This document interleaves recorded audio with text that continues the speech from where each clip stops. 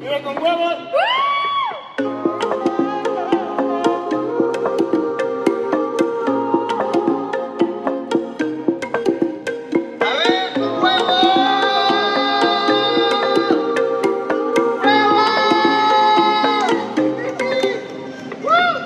Are you planning a big move? Whether it's a commercial relocation or a residential transition, you need a moving company you can trust. That's where our sponsor comes in. Today's podcast is brought to you by the experts in logistics, relocation, and space planning, All Moving LLC. They are your go-to moving company for all your moving needs. So if you're ready to take the hassle out of moving, contact All Moving LLC today. Visit their website at www.allmovingco.com, or you can find them on their socials at All Moving LLC. Links will be in our bio. Don't be fucking lazy. No, Thank you. be lazy. Thank you for hire Oh yeah, have them Moving move out. LLC. Move out your mom's house, your suegra's house, your tia's house, your ex-girlfriend's house. Just fucking move out. And hire Moving LLC. And then tell your bosses to descale. You guys don't need to be paying rent. Just move out. Go remote. Or move in with your suegra. And hire All Moving LLC. Unless you're the suegra lover. Yeah. Then don't move in with your suegra. It's going to be dangerous. We have, I don't know. Have you heard all the podcasts, Celia? Most of them, yeah. Yeah, we have a suegra lover that has sexual relations with his suegra.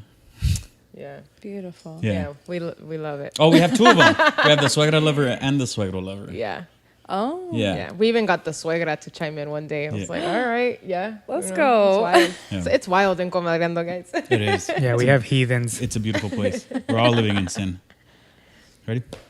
What's up, guys? My name is Mario. My name is Jesus. My name's Pau. Welcome back to the Vive con Huevos podcast, episodio número 35. Woo!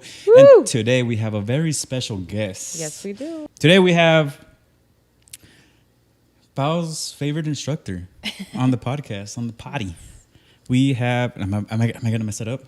You might. Am I going to mess it up? You might. Fuck, I think I'm going to mess it up. Sylvia, I'm not going to mess it up. Wrosz. Wrosz. Muy bien. See, look at that Yeah, shit. you I'm got good with that the shit. accent and everything. Let's go. Fuck with me. Sylvia, bienvenida al podcast. Thank you. Yeah, thank you so much for joining us. Yeah. We are super happy to have you on. I had told Pao like a while back ago. I was like, oh, she'd be a super dope guest on the pod, because I've seen your post.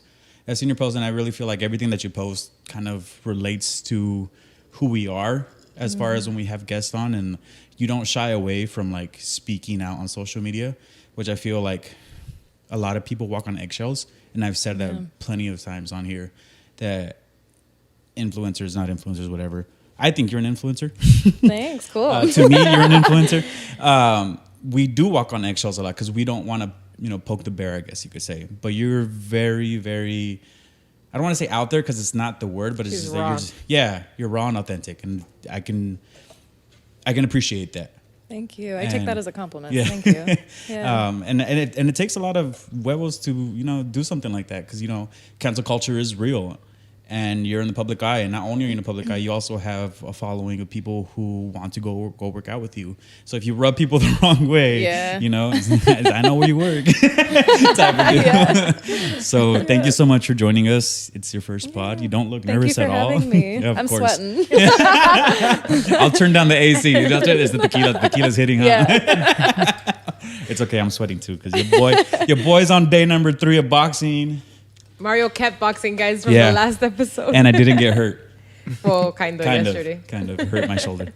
But Mario's like infamous for starting to work out and then 2 days in getting hurt Mm-hmm. and not being able to work out for like 2 weeks. So then his Amazing. habit just or not never- even like he never not hits even the working 20 out. days. My dumbass got hurt playing golf.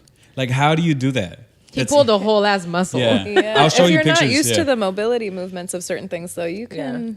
But it was my fault. So we played a round of golf. Yeah, and I have a bad habit of drinking when I'm out there with the boys. So we played, I think, the full 18, and we were just pounding beers the whole time.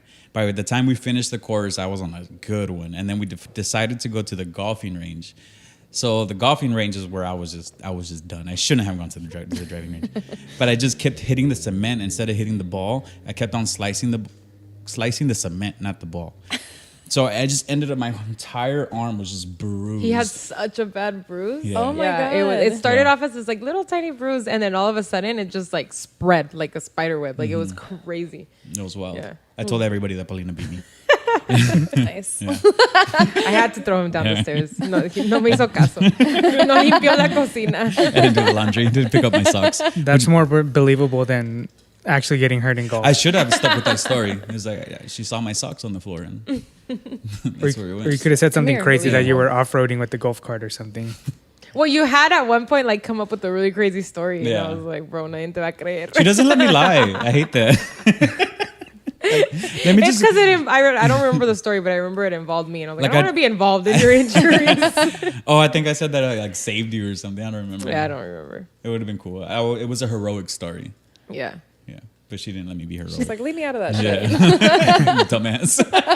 That's what you get. Humiliate yourself. But anyways, before we start derailing from the real conversations here, real topic, and the real reason we're here, said real way too many times. Hold on, Jesus pause. Celia, what's up? Not much. Happy to be here. Thank you so much Yeah, again. Thank we're you so much happy to again. have you. We are very happy to have you. We've been planning this for quite a while, actually. Before I actually told you if you wanted to be on. Amazing. Yeah. I told Mario, I was like, this is the first guest I want to bring on this podcast, because he always tells me like, you never suggest guests or like bring people on, and I'm like, I don't know, like he's the one that normally vibes with the guests, you know. So Yeah. I'm like, I think he's like the people person in this relationship, and he's the one that like picks up on the vibes and like really knows. And I came home one day and I was like, this instructor I just took, she's it. Like we're gonna She's the gonna vibe. have her on the I love podcast. that. Yeah. So for people who don't know, Celia, you want to give a little small introduction to what you do? Yeah, so I teach spin classes at Edge Cycle. We have 2 locations, so one in Eastlake, one in La Jolla. I teach probably a little more than I should. I teach 6 classes a week usually. Jesus. And then I also sub at Fit Athletic on Saturdays, mostly for the gym membership. Hopefully you would cancel me for that. Gotta do what you gotta do. Girl. And I love the community. So for a while I've been kind of toying with giving up fit, and I can't do it because I love the people. I was a spinner for 6 years before I decided that that's something I wanted to be a part of. So I did it because I wanted to lose weight, and I hate running, and it hurts my body to run and do like the high impact on pavement or solid ground. And I went to my first spin class. I actually posted about this recently, and my best friend was living in Boston. I visited her for the first time while she was over there, and she was like, we're going to go to Soul Cycle because I think you would really love it. I'm like, okay, let's go. So That was a big franchise, right? Like yeah, Soul Cycle, it still they is. like- There's yeah. one in La Jolla. And actually the founder of Edge, she came from Soul Cycle up in like the Bay Area. In the Bay Area. I noticed that. I actually saw that the other day, and I was like, oh, she would Yeah. teach there when I was living. I don't know if you knew this, but I lived in the Bay Area for Yeah. a few years. And she was teaching at the Soul Cycle that I was near me. I didn't actually go because it was too expensive for me at the time. Yeah. but broke college student. But I was like, oh, that's kind of cool. Like the way the universe They're a works. huge franchise. Yeah. Or I don't know if they're a franchise, but they're a huge company. And so I went to the one in Beacon Hill in Boston. My instructor was like 8 months pregnant. Like she was huge. And she was just whooping our ass the entire time. And I'm like dying trying to figure out what's going on. Like it's funny because I always get the new people, Yeah. and I'm like memories. I was there. Yeah. But I was like just trying to figure out what the fuck was going on the whole time. And then we left the workout, and I was like, that was bullshit. I was like, I don't think that's for me, Brie. And I You did left. Hey, sorry, Did she guys. escape? The My- escape my artist? dog's escaping. Okay. Friquitona. If she does, I'll go catch her. Yeah, But- totally fine. But yeah, I came back to San Diego, and there was something about it that still intrigued me. So I tried all of the spin studios, and I eventually found Pure Indoor Cycling. I don't think Edge was open at the time. Edge is a little bit newer than Pure Yeah. was. And Pure was in the heart of downtown. I loved the community. The owner was part African American, Latina, a woman, and she's incredible. We're still very good friends. And I found a place where it didn't matter what I was going through in life. That was the one place I could show up, and everybody wanted me to win. Like everybody wanted you to hit that next milestone. Everybody wanted you to like come back. See you progress. Yeah. And so I fell in love with it. And then there were several instructors there that really stood out to me. And it was just that, like, that crying in the club. You're like in the dark and you're just like weeping because they're saying some powerful shit at 5 a.m.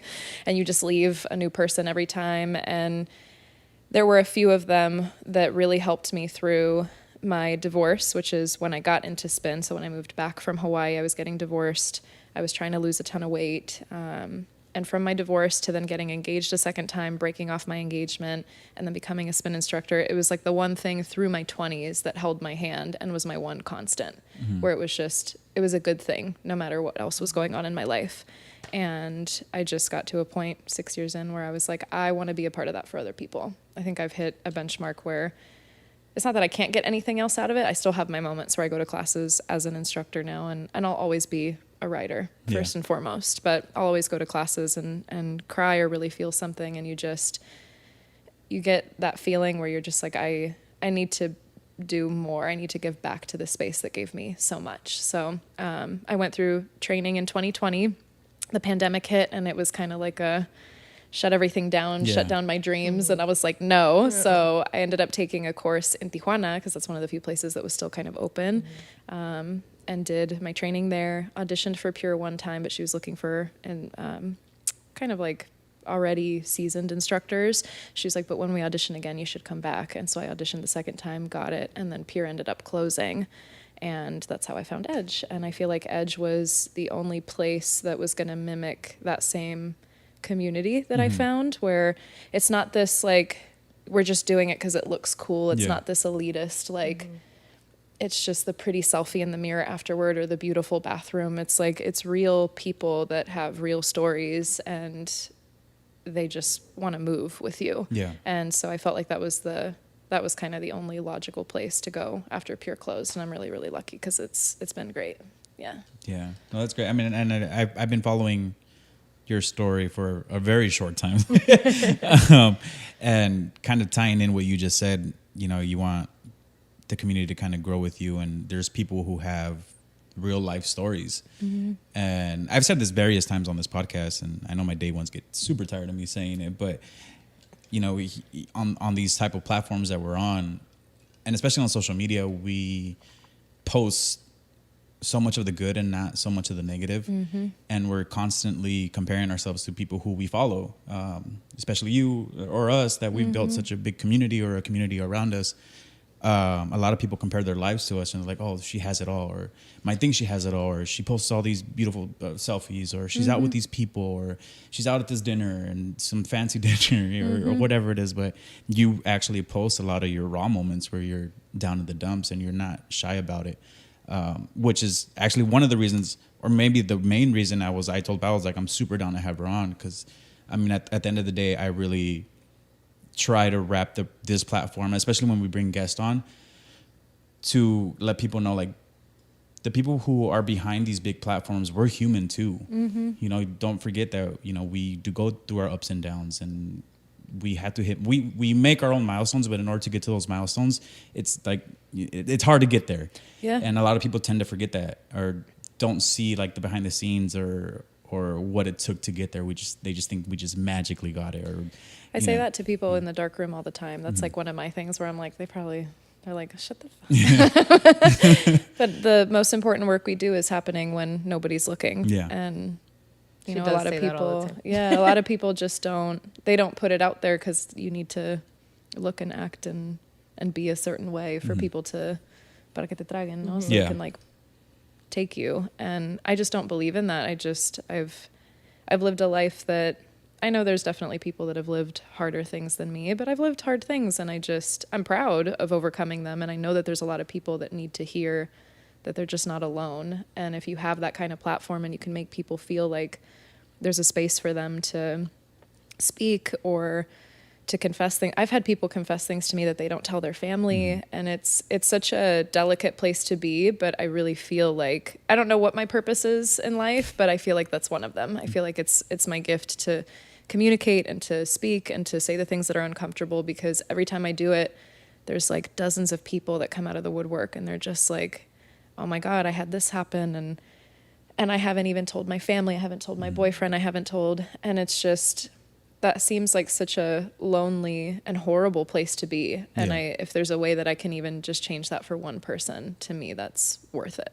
And I think that's important to remember, is that we're not, a lot of us, when we go through like turmoils like that, we tend to push ourselves away, and we tend to forget that, other people are going through stuff too. Mm-hmm. And or maybe that we have a support system. Yeah, and we do have a support system. And maybe someone else may have had it worse, but like, I think you hit a clear point. You said, but to me, that was the worst thing that could have happened to me. And you made it out, and comparison is the thief of joy. You're going to sit here and say, oh, well, she did it, so I can do it too. And it's not really about that. It's just more that you have a safe space to express whatever you need to express, because your reality is always going to be different from hers, from mine, from his.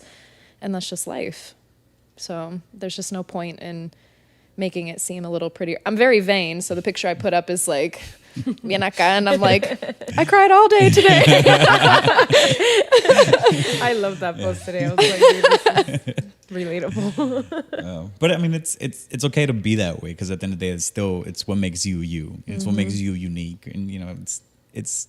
But at the end of the day, I'm glad you're putting that out there, because it is a safe spot, or it is a safe space, and a lot of people after a workout, you do kind of feel, vulnerable. I mean, not only are you not only are you physically drained, but I think a workout like spinning or spinning class also leaves you like mentally drained, because you're pushing yourself, and at the end you're just out. You're just like, wow, like that really couldn't. Gassed. You're gassed out. Thank you. Takes a lot out of you, for sure. But it does really.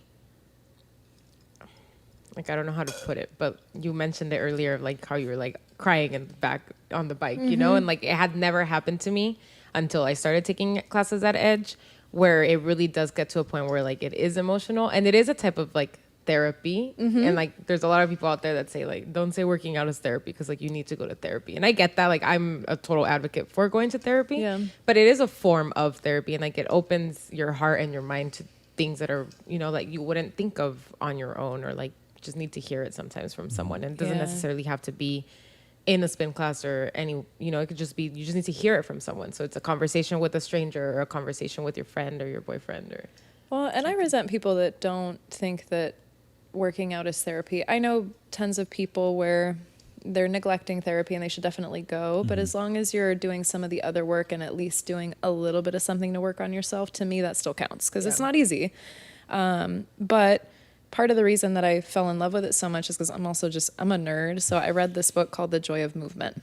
It's incredible. If you haven't read it, you would probably love it, knowing that you love spin. But it basically just goes through the science of movement to music, and moving with a group of people.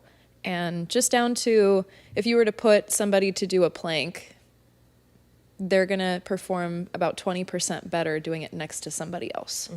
Because there's a mental aspect to moving with a group, to moving to music. And music is something I have a little bit of a difficult relationship with. That's like the therapy I'm in right now dealing with. I performed a lot growing up. I played piano. I sang. I was in choir.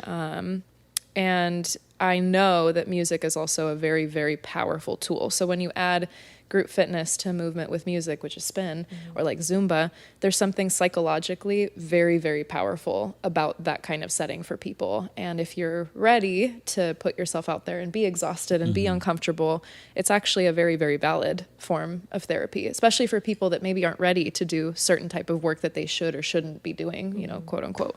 But no, I think if you find something that helps you get up, move your body, and gets those good endorphins going, that's just as good as anything else you could be doing. You could be sitting at home. Yeah. And we talk about that a lot, because I've really struggled with like my fitness journey, mostly just because of me. And honestly, there's no other explanation for it. It's just me being lazy.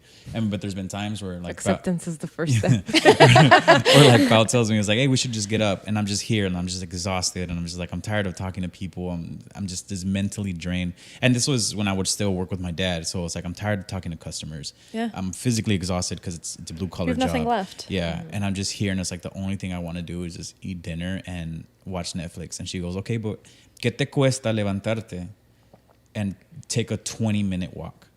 And like she would always like drill that, and then finally I'm just like, all right, you're right. Yeah. I guess. Yeah, that was, I think, when we first moved in together, that was one of the most difficult parts for me because, like, I'm not a huge TV watcher, and I started becoming a big TV watcher. And when I noticed that habit, I was like, no, like, I don't like this habit. I don't really like watching TV. I do once in a while, or like if we're gonna watch a movie, or I'm definitely the kind of person that will, like, if there's 9 seasons, I will kill the 9 seasons in a week, right? Because I get stuck on that.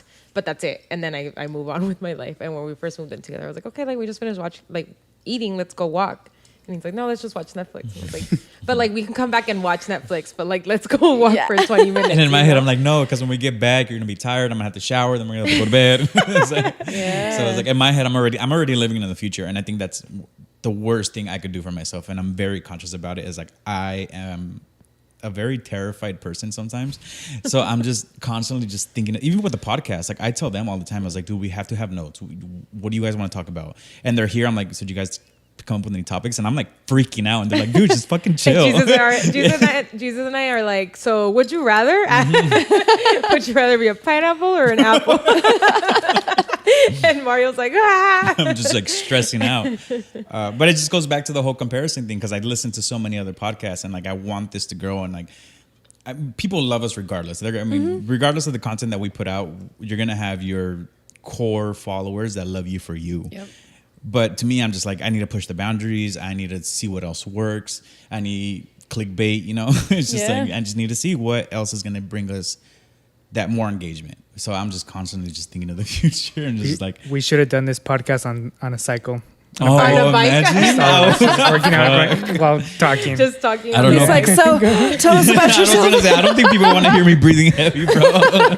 You already edited so much of that out. Of sweat around the bike. Yeah. I'm actually glad we started when we did, because when you first got here, I was like, fuck, I'm tired. Anyways, back to your fitness journey. But going back, before we start getting really deep into this podcast, did you grew up in San Diego? I did, born and raised. Nice. What part? So until I was 5, my family lived in El Cajon, and then my dad bought a house in Poway and kind of remodeled it from the ground up. And I went to Poway High School, and that was interesting because I'm first generation on both sides of my family. So my mom's the Mexican one, my dad's Polish, and my first language was Spanish growing up. And so I learned English, ESL, in kindergarten in El Cajon, and then we moved to Poway, and it's just kind of that, like, you don't belong here, but you don't belong there, and so I'm that weird, like, in-between generation. Shout out ESL kids, though. Yeah. Yeah. And kind of touching on that subject, like, you kind of, did you feel, like, out of place being, because that's a little bit. And I think for a while, I honestly, I was just because of where I grew up in Poway, I almost started to get conditioned a little bit to be a little whitewashed. And I was more proud of my Polish heritage than I was of my Mexican heritage for a very long time. And then I grew up, and in my 20s started to travel alone, which is something I recommend everybody do. I think that's a really powerful form of therapy as well. And Mexico was just speaking so deeply to me. I went to Oaxaca 6 times one year, and I was like, I lived a past life here. Like, I'm from here. And I started to kind of peel back those layers of just the shame that I grew up with, being in a very predominantly white, very rich kind of neighborhood. And so it was interesting growing up there, but I'm also very lucky. My dad obviously wanted us to have all the things that he didn't have. He grew up on a farm. He grew up poor. Same with my mom. And so, like, that very traditional, like, hero story of we want the American dream for our kids. But there's just so much that you can unpack from that for like this level. Was culture a big thing at home, or was it kind of ignored due to like wanting that American dream life? I would say the Mexican culture was more pronounced, which is interesting because the Polish one was the one I was most proud of. Because I spoke Spanish as my first language, my tia came to live with us from Mexico, and she was the one that kind of took care of me in my earlier years. I'm 7 and 9 years older than my brother and sister, so I had a lot of time alone first before they came along. And my dad actually wouldn't teach me Polish. He was like, you don't need that here. Like, nobody speaks that. And I was like, yeah, but I had such a craving because I didn't feel like I fit in here 100%. And so I had a really big craving for just my culture and like, where do I come from and where does this come from? And it has to be from somewhere. So Spanish was my first language. English was my second. I taught myself Polish a couple summers in a row because my dad was like, you don't need that. And so I'd go stay with Aries my energy. Yeah. Teach myself. I'm as stubborn as he is. That's actually one of my least favorite qualities of my dad is he's very stubborn, but I'm just as stubborn as he is. And so I was like, all right, if you won't teach me, I'll teach myself. So I stayed with my cousins and my uncle and aunt that don't speak any English in Poland. And if you want to eat, you got to learn how to ask for food. So it's a really quick way to learn. And then German was my fourth, just because my grandfather was German.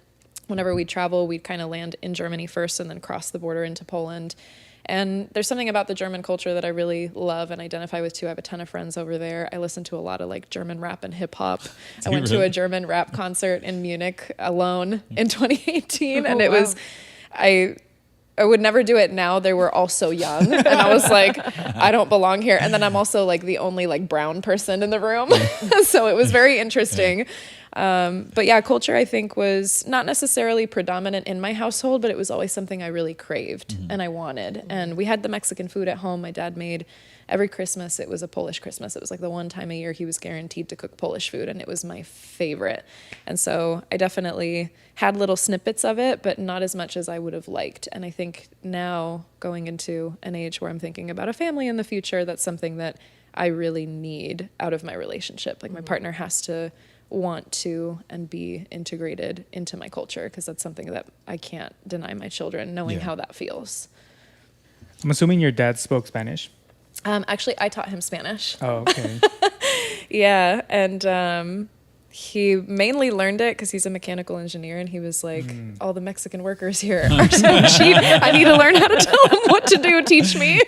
Yeah, but my dad speaks like more languages than I do. I mean, the Greek, the German, Russian, because he was obligated to learn that growing up in Poland while they were under Russian occupation. So I definitely get that from him, where I want to learn more languages, and I'd love to learn like Italian, Portuguese, because I think they're so similar to Spanish that it would be kind of easy.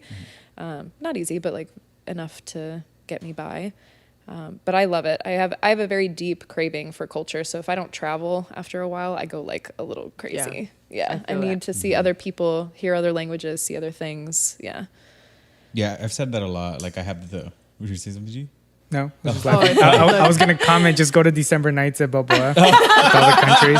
Yo, I fuck up the pierogis at the Polish house every year. I'm first in line. My boyfriend got the lowdown real quick last year. I was like, we have to show up to the Polish house because that's where all the good food is. It's funny because whenever we go, we just go straight to the beer garden or the international spirits. But I don't remember what's on the Polish side. They probably just have beer, right? Yeah. Żywiec or some remember. really Polish beer. Yeah. That's where I go when I want to expand my culture. Try different drinks. Just walk around the little village. Like, I'm in the Philippines now. Jesus said, and by going to December nights, I saved myself $2,500. I just saved myself $150. Sorry. Oh my God, I hate those TikToks. I speak in TikToks. I love it. Fuck, I lost my train of thought. TikTok is your third language. It is. The TikTok is my third language. Growing up, did you ever feel like ashamed of your like Latino heritage? A little bit, just because in Poway, some of the Mexican kids that did go to school with me, they were like super cholo, and you were just like, come on, you live in Poway. Like, it's not that serious. Or it's not like, Barrio Lodo. It was like there's gangs here now in Eastlake. And it's like, bro, you have a white picket fence, bro. You got 2 stories. Exactly. I'm like, you live next door to LaDainian Tomlinson. Yeah. Like, shut the fuck up. I hate that. The other day I saw some like taggings and I was like, are you serious right now? Like, you know who you are? It's that no quemacas. Yeah. Or sometimes I'll be driving around and I see like the high school kids coming out and I'm like, really? Yeah. Really? Yeah. So I think just for that reason, where I was like, I don't want to be associated with that, because to me that's not the beautiful part of my culture. And so for that reason, but otherwise I think I was just so enamored with my Polish culture because I think it was because it was forbidden fruit. Like my dad wouldn't teach me, and so I was like, but I want it. And so I was hyper focused on that. You can't have. Yep. Always. Yeah. It's like right now, like I really want a beer. I was like, no, I just worked out. So, So I'll drink a tequila. so tequila water. Good for you. At what point were you like, you know what? Like I probably should start embracing both parts of what I am. I think once I got to like college and you realize that Mexico's so cheap to travel to. And so I went. And then when I went to Mexico City for the first time, I was actually helping a friend at the time get her citizenship. And I was one of her sponsors and I wrote a letter for her.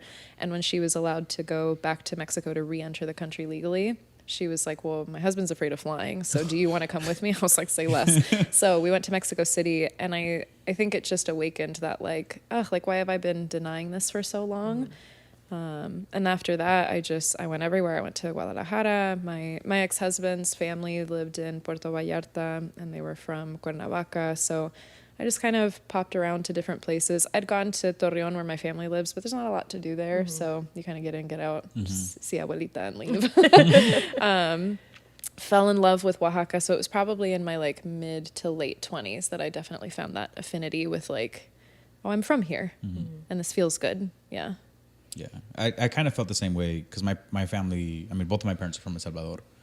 So I disguised a lot of that in high school. I mean, we're in San Diego, so it's like everybody and their mothers is Mexican. And then I went to private school my whole life, and then like everyone there was Mexican. To the most Mexican private school both of them were like super Mexican. And I was like, well, fuck. And even when I speak Spanish, like my Spanish is not Mexican Spanish. Yeah. Well, it's Mexican Spanish. It's Tijuana's Mexican Spanish. Yeah. It's not Salvadorian Spanish. I got it. But there were certain words when I was growing up. So when I was in middle school, that's when my problems or my issues started to happen, because I was like, well, in my house we say it like this, or we send perro es chucho, or like just certain slang words, and they're like, no se dice así. What we call you, chucho?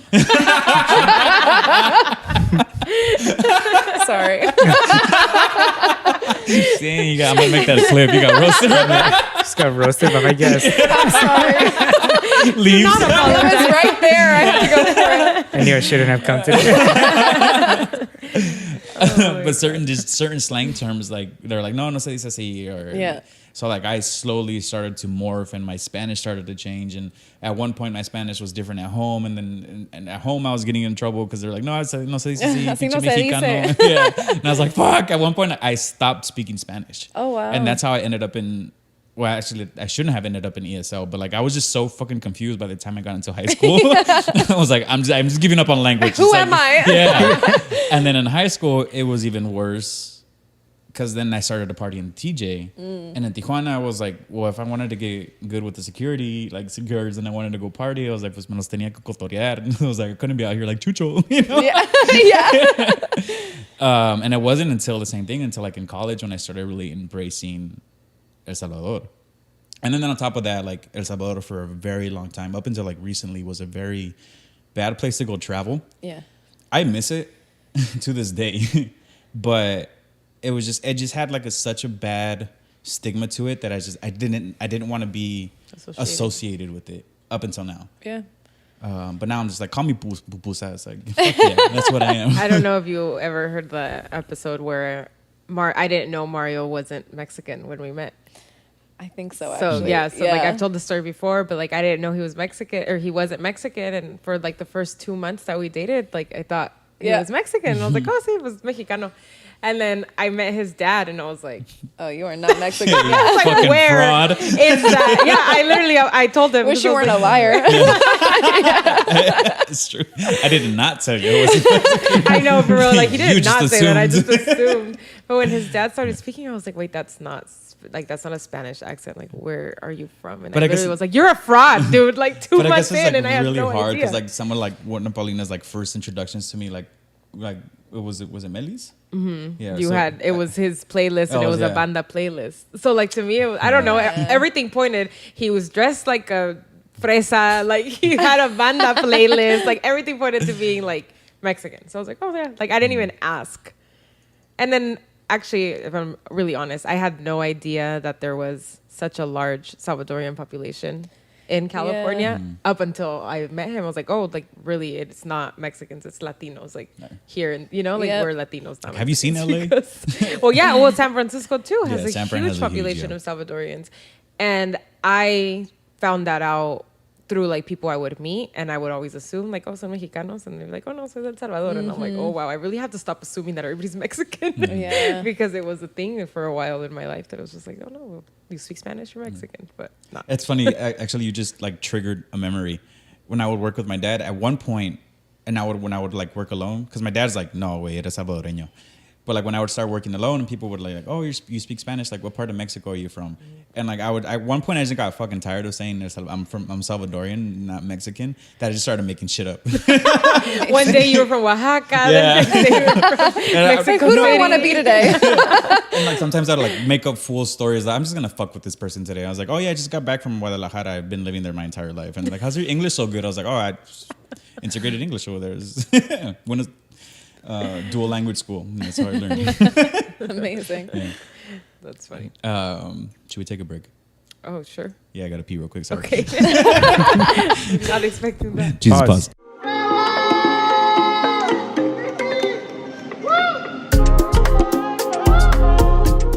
Ready?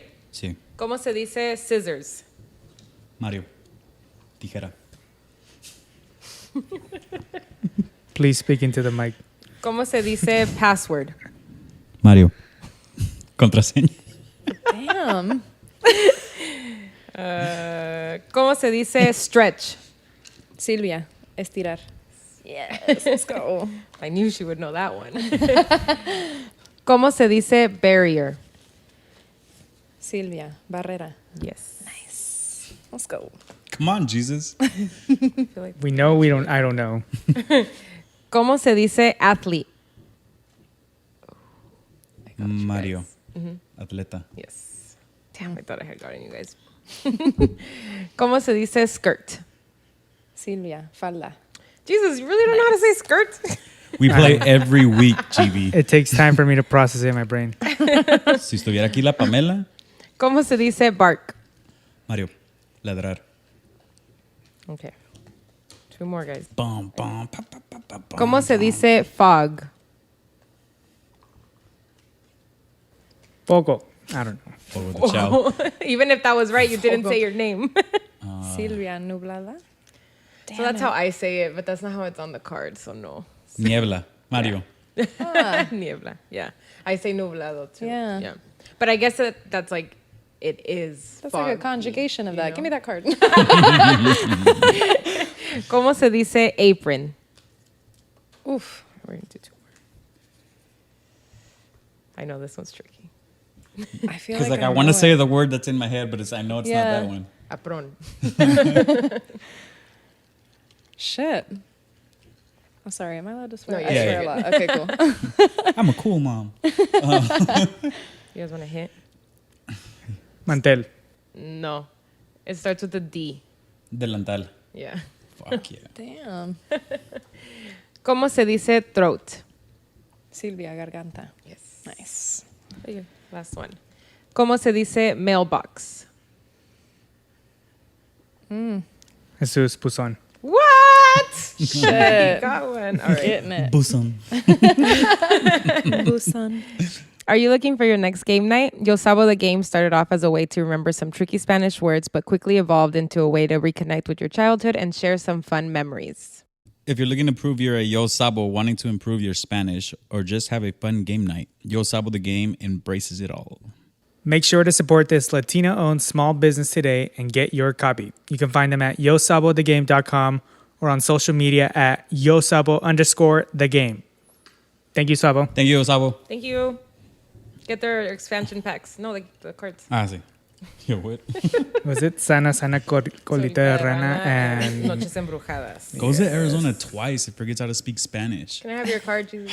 They don't speak Spanish in Arizona. Yeah, they're racist out there. That's all. Yeah. Y'all are wild. We're going to get canceled in Arizona. We got that one listener in Arizona. So, Ready? Yeah. What's up, guys? We're back. Thank you for that beautiful clap, baby. You're welcome. Clap, clap, clap, clap it up. Yeah, that does help a lot. Does I was it? looking for I was like matching up everything to the clap. I was like, all right, I got it. What were Yeah. we watching the other day that they did that? And I was like, look, was it The Idol? Have you seen The Idol yet? No. I think you'd like it. I liked it. I I liked said it. I heard it's very like Euphoria-esque. Okay, so but in we a very different way. yeah, we heard that too, but it's not. Everyone was like, "Oh, it's even like it's worse, right? Like the intensity." Yeah. Everyone was like hyping it up to be like worse than. But I 'Cause thought Euphoria is pretty intense. Yeah. I thought Euphoria was So- a lot more intense. I was telling Mario that because The Idol is about a celebrity, I find it really hard to like Euphoria is like about kids that are in school and like Yeah. you kind of not relate, but you feel for it a little more because it's a little more real. Yeah, and with the realistic, yeah. celebrities, it's like, well, yeah, they go through those kinds of mames. things. You know, not in a like messed up way, you know. But yeah, we Yeah. were watching. I was like, it was good. Like, yeah, it was a little like there was some parts where I was like, oh shit. Yeah, I know the But- Illuminati is real. Yeah, Okay. but it's good. I think you'd like it. Okay. All right. Every time Sorry, you look at me we're like that, I actually feel like back you're now. gonna say something.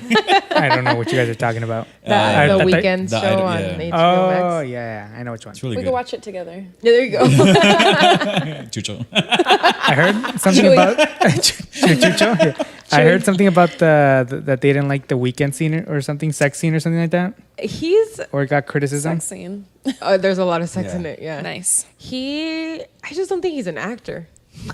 Yeah. Honestly. You see, what's her face's boobs more than you see The Weeknd have sex. Yeah, you don't really Like- see it. Like there's like there was one weird scene when they were in Valentino. There was Oh, like a yeah. scene where I was like, that could have been like omitted, but everything else was We could have fine. done without that. I don't want to spoil it for anybody that hasn't watched it, but Talking talks. But so you lived in Hawaii. I For how long? did for 9 months, but it felt like 2 years. That's nice. What part? Yeah. I lived in Lanai, which is the smallest island out of all of them, the smallest inhabited island. And the population's like 3,000, which was Damn. like the population of my high school growing up here. My ex-husband is a chef. And so we moved there kind of for his resume and for him to work at a Four Seasons. The island is owned by Larry Ellison. And so he has like fruit trees and a pig farm, and he's like trying to make it a sustainable island, and he just dumps money there. Like he doesn't give a shit about the money. So it's one of the more expensive Four Well, if Seasons. he wants to sponsor Is- the podcast. I'll reach out to Theo Larry. put in a good word. But it was beautiful, but one gas station on the island, no streetlights, 2 little like markets, you can't even call them grocery stores. And I have 3 dogs, so I avoided the quarantine for them. I was like, I'm not putting them in a cage for 4 months. That's awful.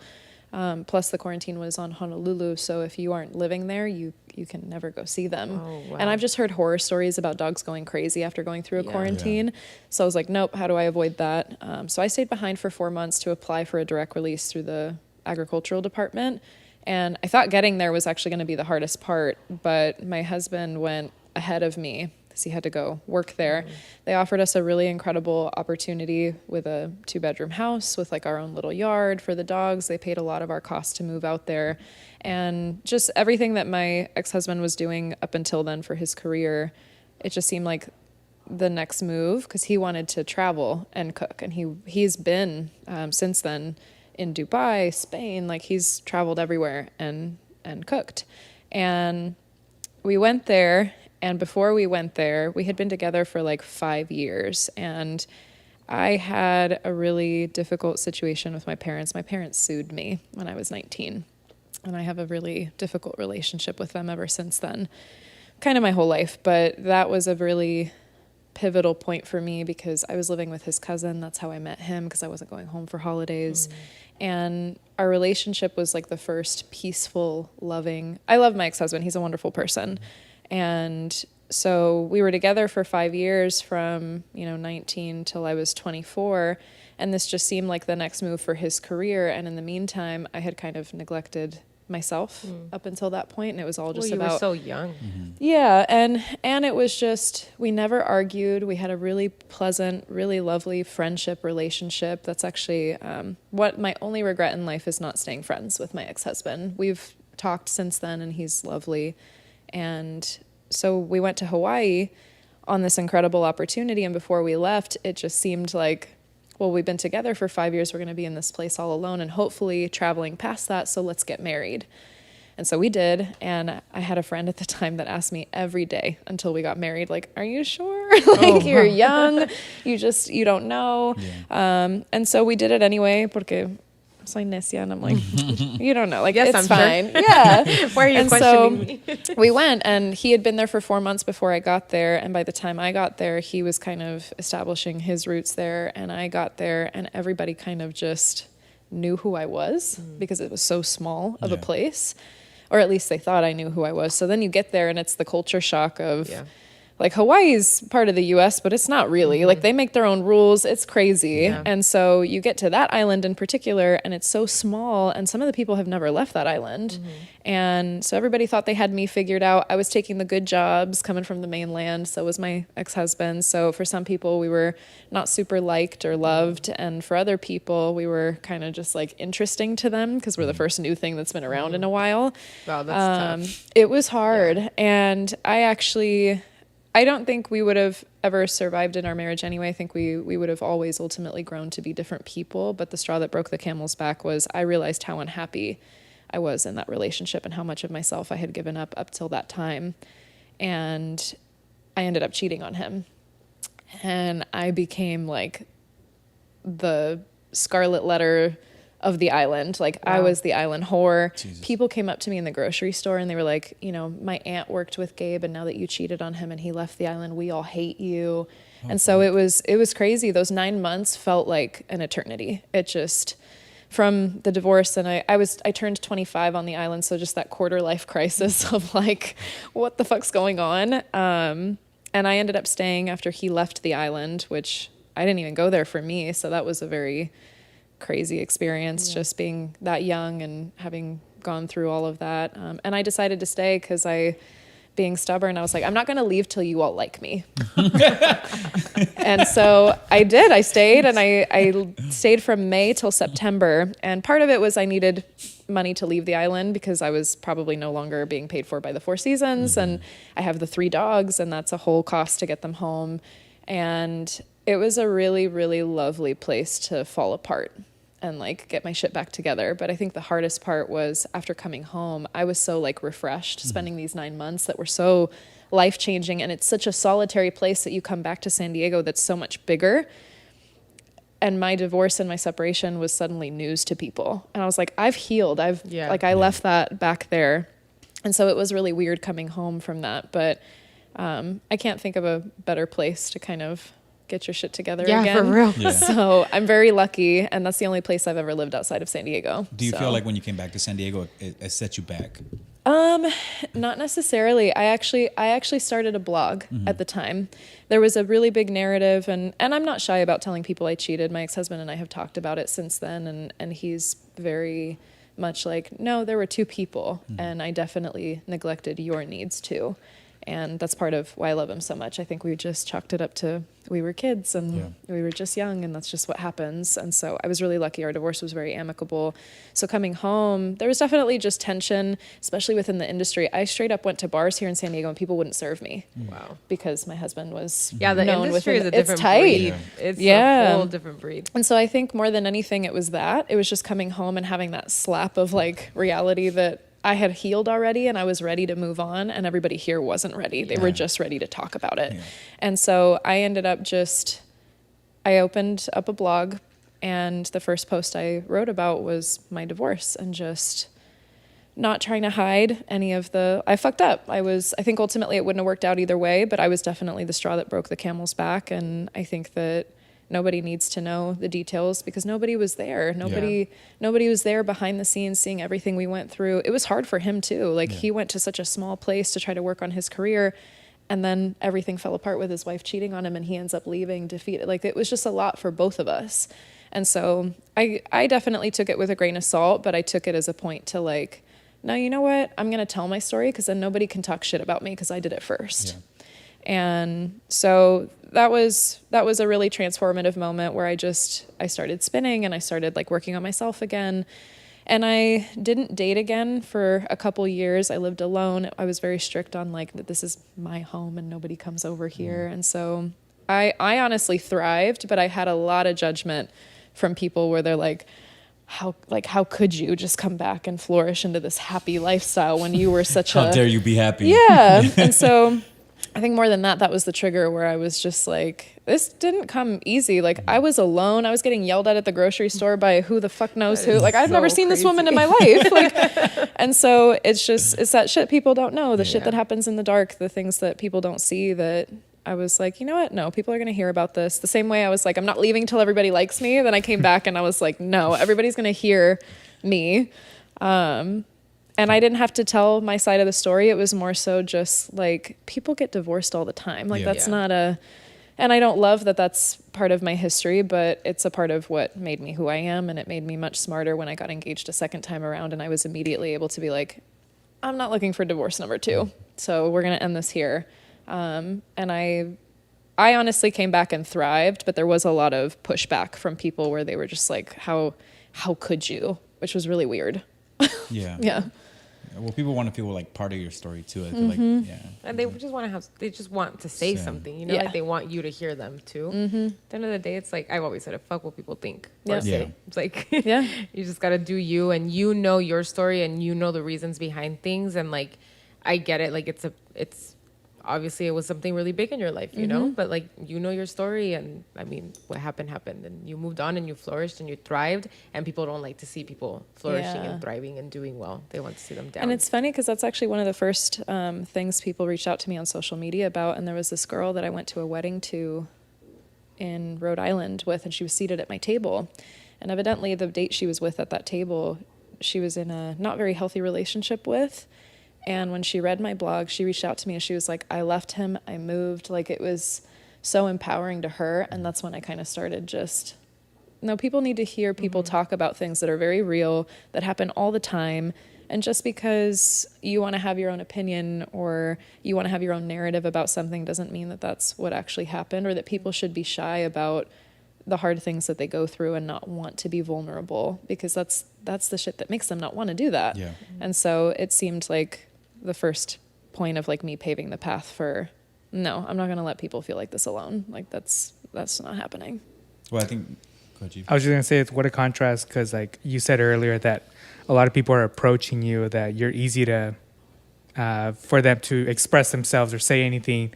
And then during this time, you know, they were kind of, you know, I guess like a leper. The opposite, right? That they were, what do you call it? Judging you, I guess you can say.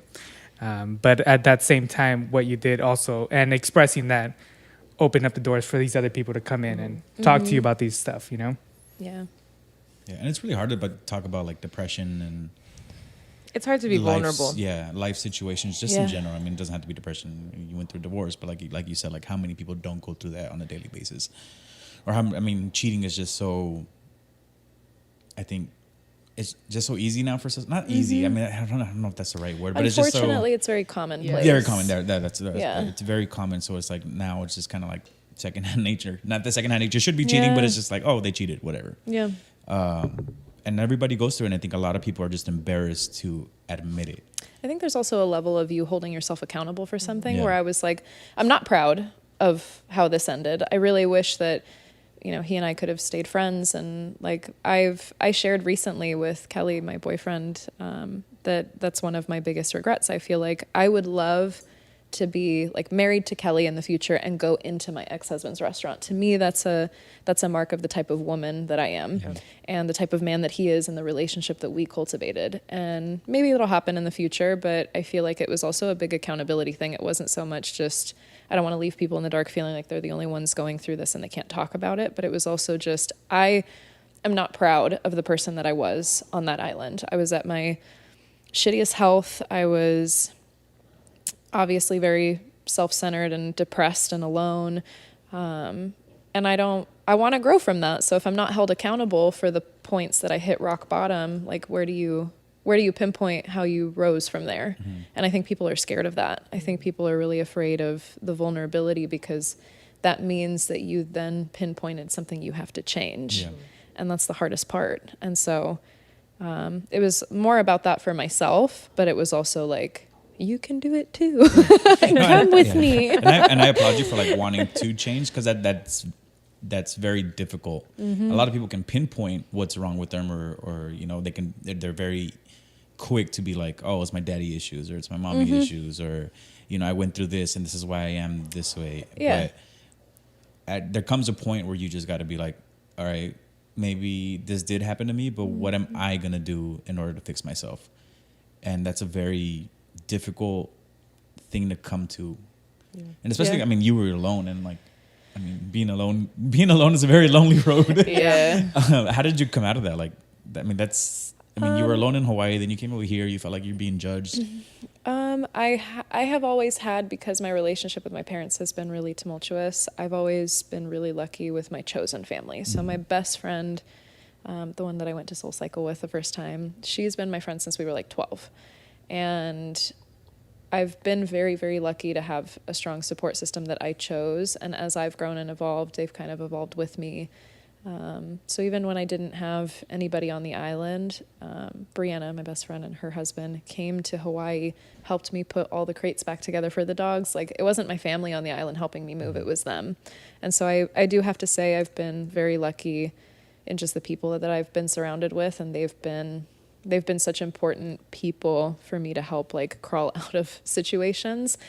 But I also know that I cultivated those friendships and I've kept them for so long because I've had that desire to keep working on myself. Like, they wouldn't love me the same if I wasn't like, you know what, I've been a shitty person, and so we're going to change that. And so they've stuck with me through that. So I have been very lucky in that aspect. And to this day, I don't talk to my parents. It's been like 2 years since I've spoken to them, and that was a really heavy decision that came with a lot of therapy. And of course the stigma of like, they're your parents, you can't do that.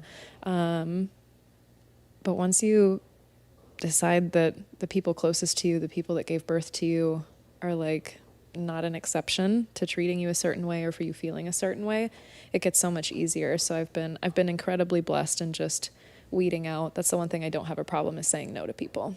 Just, no, you're not good for you, but not for me. So I'm going to move on and do this.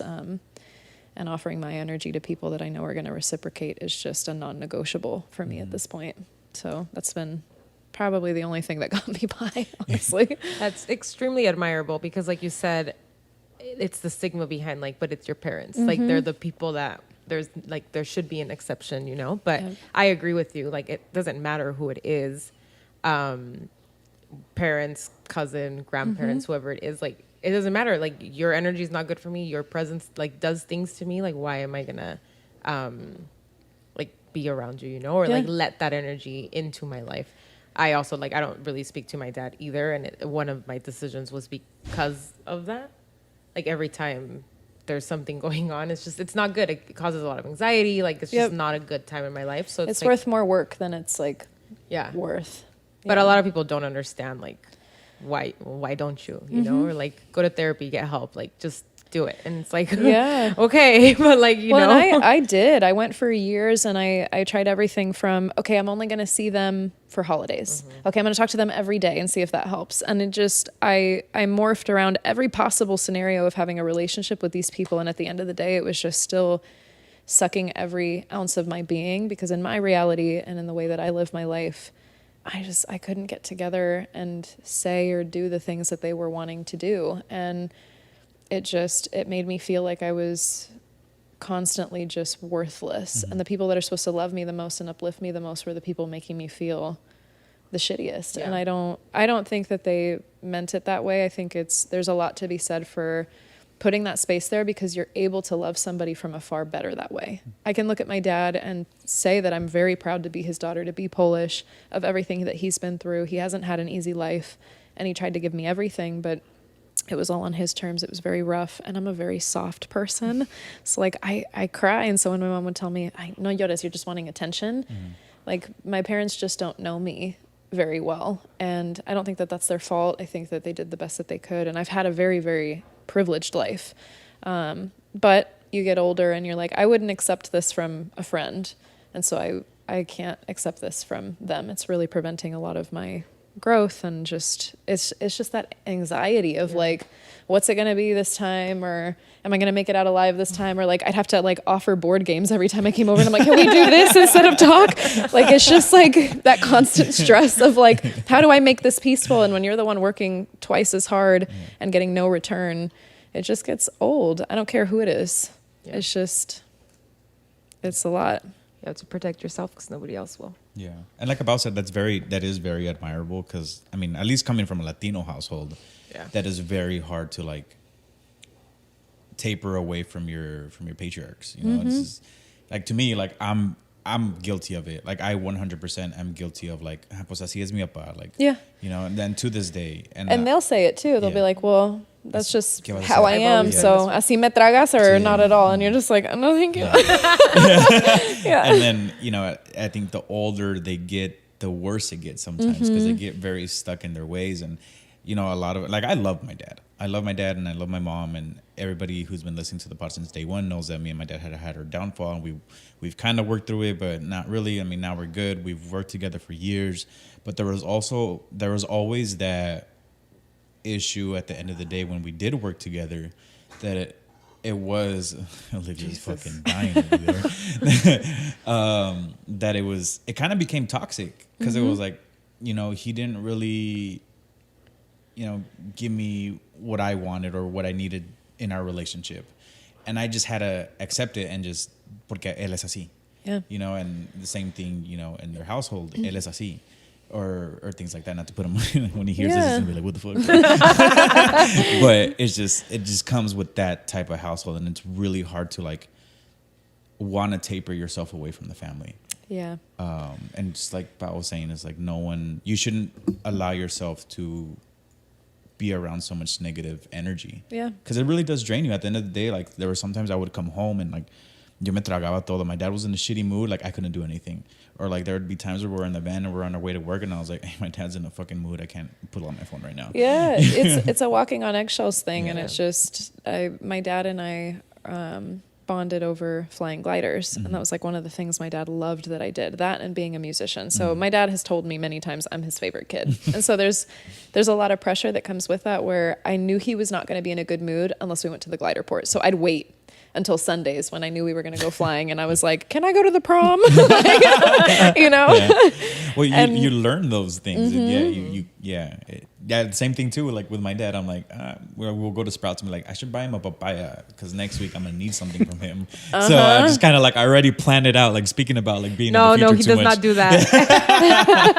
He's just kidding. But it is, but like sometimes I'd come home from work and I'm just drained. Like it goes back to the whole thing why I wouldn't work out sometimes because just like I would just be so drained from like working with him and like I said, talking to the customers. But like his energy itself was just so draining. Yeah.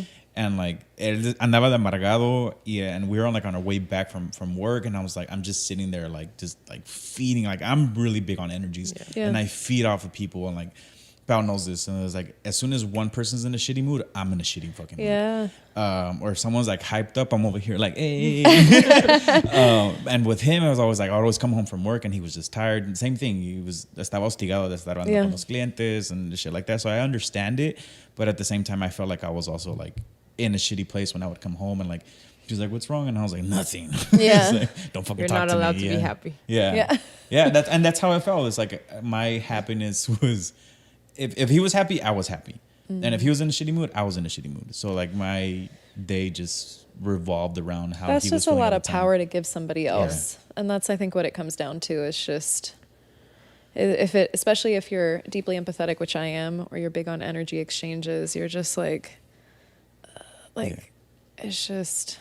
And it's weird because like with my dad, venting on my daddy issues right here, but it's like it's Sylvia's energy. Men don't go to therapy; they start podcasts. That was my first podcast. That's the first right. one I said. But We don't support that. No, we don't. Throw my drink at you. make a good clip. Shit, what were we talking about? Your daddy issues. Daddy issues. Something triggered something. I was like, fuck, nah. Fuck, I'll remember right now. But it was just, he does. I mean, it is. Oh, the empath thing. Yeah. With him, it's like his job is very hard. I comprehend that. It's a blue collar job. It's very physically demanding. And then on top of that, you're the owner of the company. So, I mean, that comes with a different set of responsibilities. And then there's times where I'm like, I left for a reason. I love you, and I know ultimately this may be my legacy, but I left for a reason. Because my mental health and like just my peace in general is worth way more than whatever you could give me at the end of the day. And I still have to wait like 20 years until you die anyway. So, but tequila's hitting. Cut him off. but there's also days where like he like calls me and I see him, or like he'll like FaceTime me, and like we're just talking and we're just vibing, and like I hear him and like ya está cansado, solo que sabe está viejo. Yeah. Like he's hitting 60 something. Like I know he's tired. Suegro's not old, bro. Don't call him old. Brownie points. Yeah. But there's days where like where like I know how much energy you have to exert in order to keep this business running. That I like there's days where like Pao has to tell me, it's like, don't worry about it, he's got it. But I'm like, this que no entiendes is like how hard he's working. And like a part of me is like, I should just quit right now and just go back to work. And she's like, no, because you know how much that like drains you at the end of the day. And it's like, you got to remember why you left.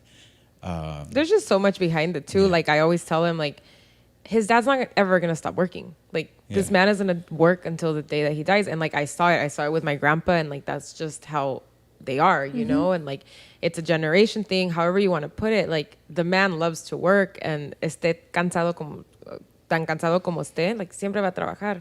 And that's like, I'm telling him, like he's got it, and the day he doesn't have it, like trust me, he's gonna reach out and tell him, like, I don't got it anymore. Like, I need your help. But like for now, I've always said, like I keep saying, it's like protect your energy, protect, you know, like you said, it's a lot of power to give people to have that control over your energy, and it is hard to not let people have that control. But that's why there needs to be some kind of like space. a boundary. Yeah. They're probably big Rihanna fans. Work. This is why we keep You can tell we needed the comedic relief. I love it. Wait, I want to know. I have to go back to Hawaii really fast. So did they love you before you moved back? Yes, or what I happened? have really good friends there. She's like Stitch. I actually experiment 627. Everybody was like, "Who is she?" And now everybody loves it. No, I'm very lucky. I have a few solid friends that when I did go back to visit, I stayed at their house. Their grandma cooked for me every day.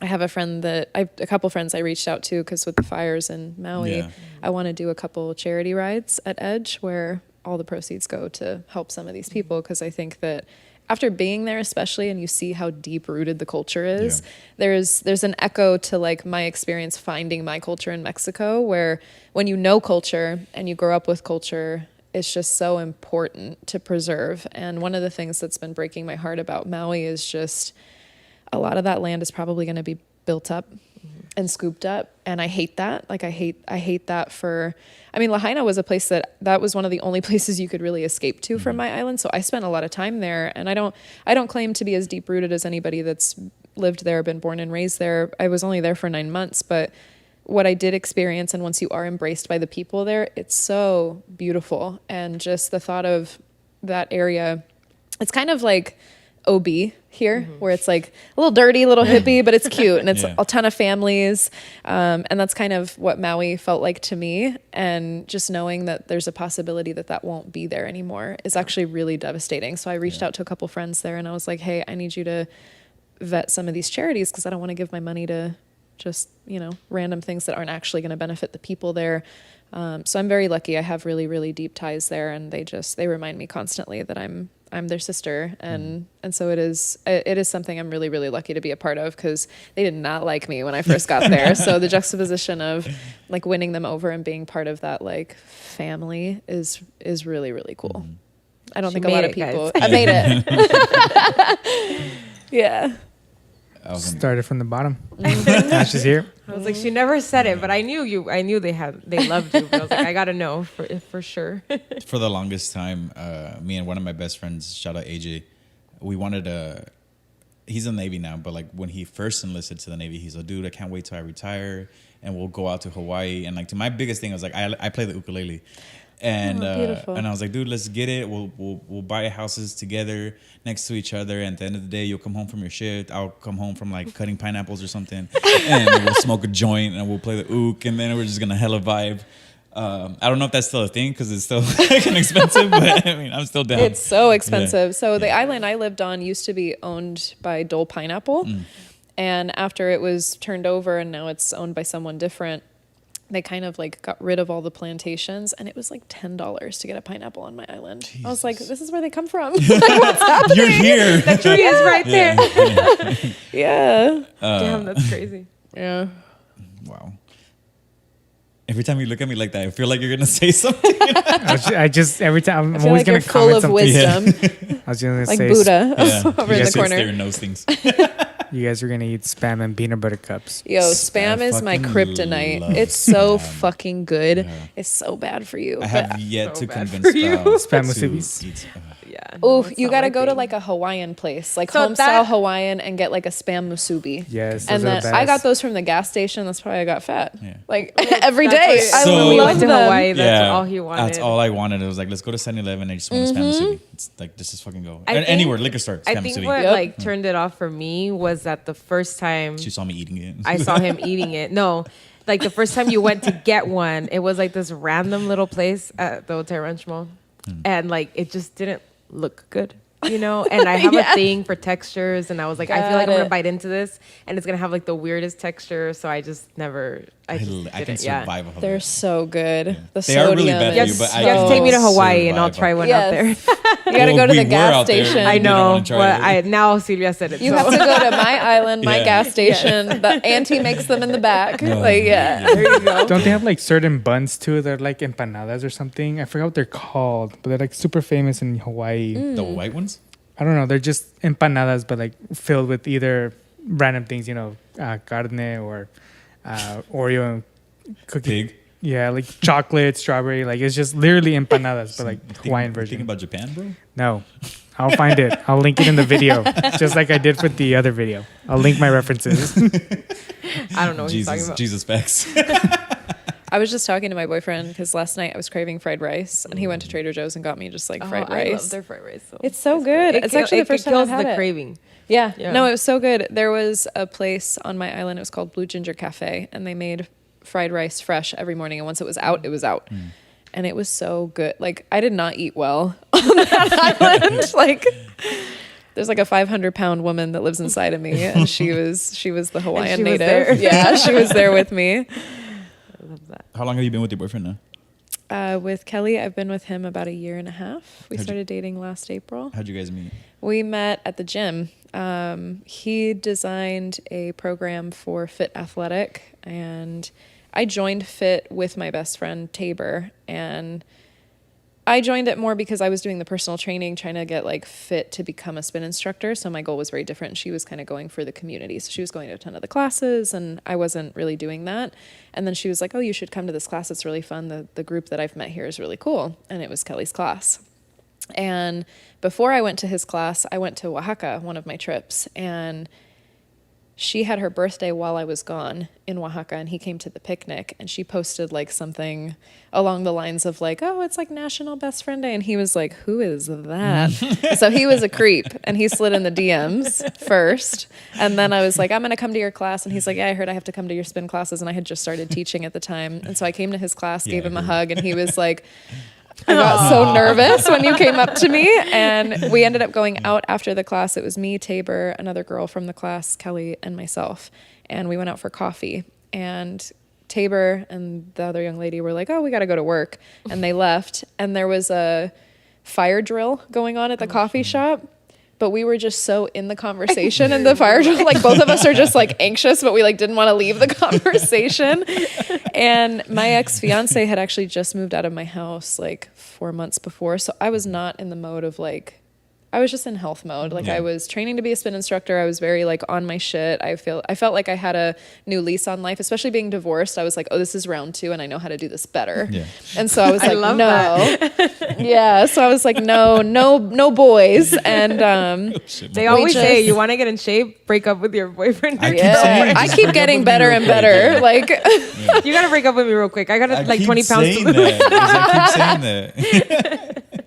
just let her go, leave her in my just 3 classes months, for yeah. a few months, and she'll come back a new When you leave woman. to Costa Rica, let's break up, and then I'll get fit In those 2 in weeks. those 2 weeks. Nice. Let me know how that works for you. But yeah, we spent a lot of the first parts of our few months talking, as I was very strict. He was probably not as like interested in being friends as I was, but I was like, no. I think my biggest fail was not having stayed friends with my ex-husband, not having the friendship foundation with my ex-fiance. So by the time, to me, it was very logical of like, this isn't working for you or for me. Like I'm to a point where I'm just a bitch to you now because I can't stand you, and you don't deserve that. You're a good guy. You deserve to heal at your own growth, and that's fine. And so for me, it was very black or white leaving my ex-fiance, but for him, it was like one of his first big relationships. We were engaged, and it was a lot for him. And so I was just kind of like, I need to be friends with whoever I date, regardless. So if you're not willing to be my friend first, it's not even an option. It's not on the table. And the first time that we ever hung out, just me and him, I was telling him that there was this amazing Indian spot across the street from my house. I had brought him a bottle of mezcal from Oaxaca because I knew he really liked it, from my favorite spot. And so he came over to get his bottle of mezcal. He brought Indian food over, and we talked until 2 a.m. Just talked. I sat on the floor of my living room. He sat on the couch. And we just talked. And by the time we looked at the time, we were like, oh shit, it's time to go home. It happened again several times. It was 4 a.m, 2 a.m. And he spent the night several times. We didn't kiss, we didn't touch, we didn't. And that was really big for me too, because I'm a very physical person. Just, I love hugs. I love just cariño, soy bien, you know? And so it was a really big deal for me not crossing that boundary right away.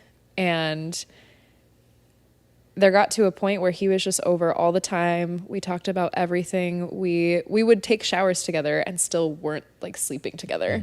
And we cried in the shower for hours together on random things. And he's honestly like one of my best friends. And I know that I learned so much from my other 2 relationships and transferred that here. And he's also been to therapy, done the work. So it's just a huge difference of just how we created the foundation. But we met at the gym, which I think was a huge bonus to our relationship, because we were both already in our own flow, fit, doing our thing. And it was just something that seemed to complement both of our lifestyles, not something I was like dragging my ex-fiance to do or something I was trying to do because I was miserable, like with my ex-husband. And so I think we just met each other at a very, very important time in both of our lives where we were both very ready to have a healthy relationship. And it's honestly the healthiest relationship I've ever been in.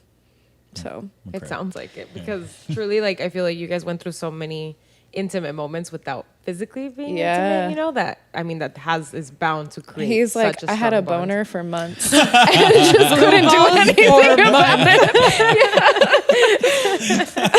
Help me. Yeah. Can't move. Oh my god. I'm not going over tonight. Can't do this shit again. It hurts. I love you so much it hurts. Yeah. Okay, bonus points for him then. Yeah. Yeah. That is really hard to do, especially now, like in this society, you know, just not doing something. Yeah. Yeah. I found the You found your buns?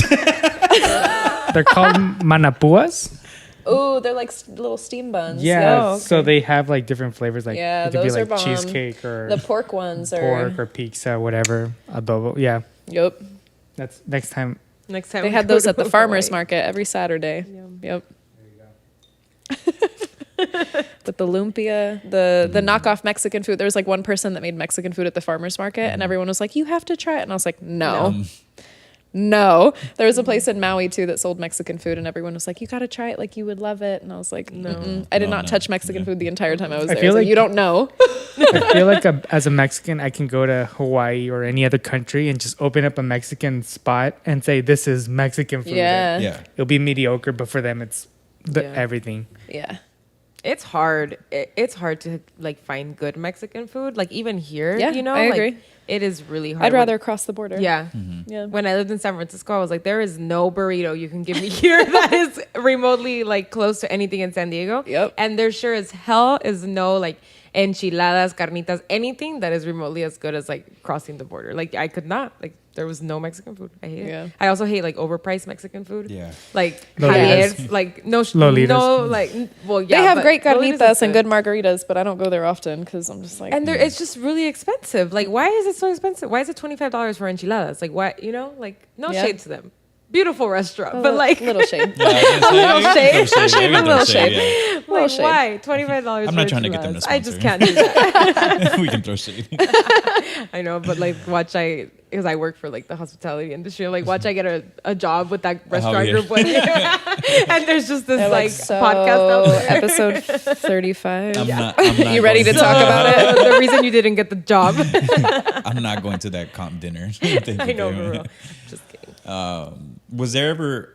I mean, there's just like so much to unpack right now. Yeah, I like know. so many fucking questions. But was there ever a point with Kelly where he kind of got like was a little sketched out, but like you wanting to kind of not rekindle the relationship with your exes, but like was still wanting the relationship or wanted to be No, good with actually the opposite. And this was one of the reasons that I really grew fond of him at first and I started to really fall in love with him was my ex-fiance was still, I mean, it was fresh. It was 4 months in that I met Kelly. And then for like 3 months, we spent a lot of time just like kindling a friendship. And my ex would try to reach out. He still had some things at the house, like in the shed, like his golf clubs. And he was having a hard time with the breakup. And I think I tried to stay friends for a while. And we went to spin classes together because because I'm so empathetic, I feel a lot of guilt. And that happens with my parents, with anybody, that I'm just like, nope. So when we broke up and he was having such a hard time, part of me just felt like I had to hold his hand a little bit, even though I'm not obligated to do that at all. And I know that now. So he would call me, reach out to me. And Kelly was very like, no, if you need to pick up the phone and talk to him, talk to him. Like, I'm not threatened by anybody outside of this. What we're building is really good from what I understand. This is nothing like what you've had with anybody else. So I'm very confident in what we're building to know that if that's something you need, if that's closure you need, go and do it. And to this day, I haven't really, because it got really bad where he ended up like breaking my phone. I had to block him, and he just wasn't ready. He wasn't emotionally mature enough to have a friendship with me as much as I think he might have wanted it. He was so hurt by me leaving him and calling off the wedding, and we lost a ton of money on the deposits, and his parents are incredible people that were helping pay for the wedding. So it was just very layered, and I definitely felt that heaviness. And it just got to a point where I was like, I know how to be friends with you, but I don't think you know how to be friends with me. You're going to think I'm trying to get back together with you if I go out to coffee with you. So I said no for a very long time. It wasn't until very recently, actually, that he reached out again, and I was just kind of like, I almost feel inclined to go meet up with him just because I need to now set a hard boundary, because I have him blocked on social media and everything, but he'll still kind of reach out and try to be like, you were in my dream, like this and that. And I'm just like, Cool. yeah, exactly. And so it's hard because I feel for the guy. He is an incredible person, and I hold myself to a high esteem where I will never talk shit about my ex-husband or my ex-fiance, because I was with them for a reason and they're incredible people. My ex-fiance works with special needs kids. He's incredible with children. I think he's going to make a great father someday, but a lot of our values together aren't the type of family model that I'm looking for. And so I think it's that, I say this all the time, but two truths can exist at once. And I think a lot of people have trouble with that, where it's like, it's either no, fuck that guy, or you still love him. And I'm like, I could still love you in a capacity where I know that a future with you was not going to feed my soul correctly. And so I have felt inclined to reach back out and answer, just because I do think that he's lacking a little closure. From what he's told me, he's been going to therapy. He's healed a lot, come to a lot of realizations. And if there's anything that I can offer him that allows him for closure, I'd love to give that to him. Not that I think I'm just like this, like I'm going to fix all your problems. But if there's something that he needs out of me or out of a conversation, I'm very, very willing to do that. And Kelly's always been very, very encouraging of, if you need to do that, go do that. Like I'm not at all worried about you going to do that. I know that you'll come home and we still have a really solid foundation, and it's going to be fine. And when I did talk to him recently about, like, I have this weird feeling like I should have stayed friends with Gabe, is my ex-husband. He was just like, yeah, I could see you being the type of like badass woman that comes in like nicely dressed to his restaurant, and we're like holding hands, and you're just like, this is my ex-husband, and they get along because they're both great people. Yeah. And I don't know, to me, that's just a level of emotional maturity that I really want for my life. And I don't know that my ex-fiance is ready for that. So I feel like more than anything, I need that boundary set really hard. But with Gabe, it's very much like I yearn for that because I feel like that's the type of woman that I've grown into. And I know that the type of person that he is, he would echo that really well. And we could have like a decent friendship, and Kelly would never be intimidated by that. Because I was 24, 25. I'm not that person anymore. Yeah. Thank goodness. So I think Kelly rests really easy just knowing that that's a thing. And I love that he's not at all like toxic, jealous. It's just we've talked about everything. We've aired it all out. I've heard some of his worst things. He's heard some of my worst things. And I think we can rest really easy every day just knowing that there's nothing I wouldn't tell you that you didn't know already. Mm-hmm. And so you already know the like shittiest sides of me, and anything I'm still working on, you're just here to benefit or make that better. And so I'm really lucky in that, because I think that's what I've always wanted. And I've always been ready for that. And I think I was ready for that when I was with my ex-fiance. But he wasn't. And so it's exhausting, again, when somebody doesn't match your energy and you're constantly making excuses for the other person. And you're just like, well, he hasn't gone to therapy. So, and at what point do you just like, if I can do the work, you can do the work. Yeah. That's enough, you know? Yeah. It sounds like you guys are in a very grown-up relationship, you know? Like it's just very refreshing. Yeah, definitely sounds like, it just sounds like a very mature and grown-up relationship. And it sounds like he's just very secure of himself and of you. And like, you know, like Mario says it all the time, like, I trust you, so do whatever you need to do. Like, it doesn't matter, you know? And to me at the beginning, it was like, and he would always joke about, like if a guy at a bar wants to buy you a drink, like just let him buy it for you, and like that's one less drink for me to pay for. Yeah. And I wasn't used to that. Yeah, and I like wasn't used to that with like the boys that I would date. And so it was like, what do you mean? Like, why doesn't it like make you feel weird that like a guy wants to buy me a drink, you know? And then like obviously now 5 years later, I get it, and I'm like, yeah, like that was very mature and like a lot of growth and confidence in yourself that I just like couldn't see at the time. So I feel like, you know, Kelly obviously has a lot of confidence in both himself and in you. Yeah. To whoever asked about big dick energy last podcast, this is it. It's Kelly. That's it. Yeah. It's big dick energy. This is it. Yes. But I feel like that's very important, especially if you really want a mature and long-lasting relationship, is having that sort of trust, especially now, because I mean, you're really big on social media. Mm-hmm. I'm assuming Kelly is too, with his programs and yes and no. So he also worked in the music industry for a while, and he's worked under Timbaland and like very humble. Yeah, like, I stalked him. Yeah, he's like, I haven't even stalked him, bro. Like we have like a reel that we posted, like our first reel we posted together, and Timbaland liked it, and I was like, oh my God, babe, oh my God, and he's like, it's not that big of a deal, like, but it is. And so I mean, he kind of has that presence, but it's more just. He's very real, raw, and authentic too. And I think part of what I love about our dynamic is we're also very different. Like he grew up in a mega church. I'm not at all religious. A lot of our conversations that we had until 4 a.m. were like him explaining the physics behind religion to try to get me to understand why he believes in that. And I'm like, okay, agree to disagree. Like I still, like that's cool. And I respect that. I got spin in 2 hours. Yeah, exactly. And so I will say that it's definitely intimidating having him have that presence, because he's dated Victoria's Secret models. He's been around the block. But I also rest really easy just knowing that I know I have a lot to offer. I know I have a lot of depth. I know that I've grown a lot.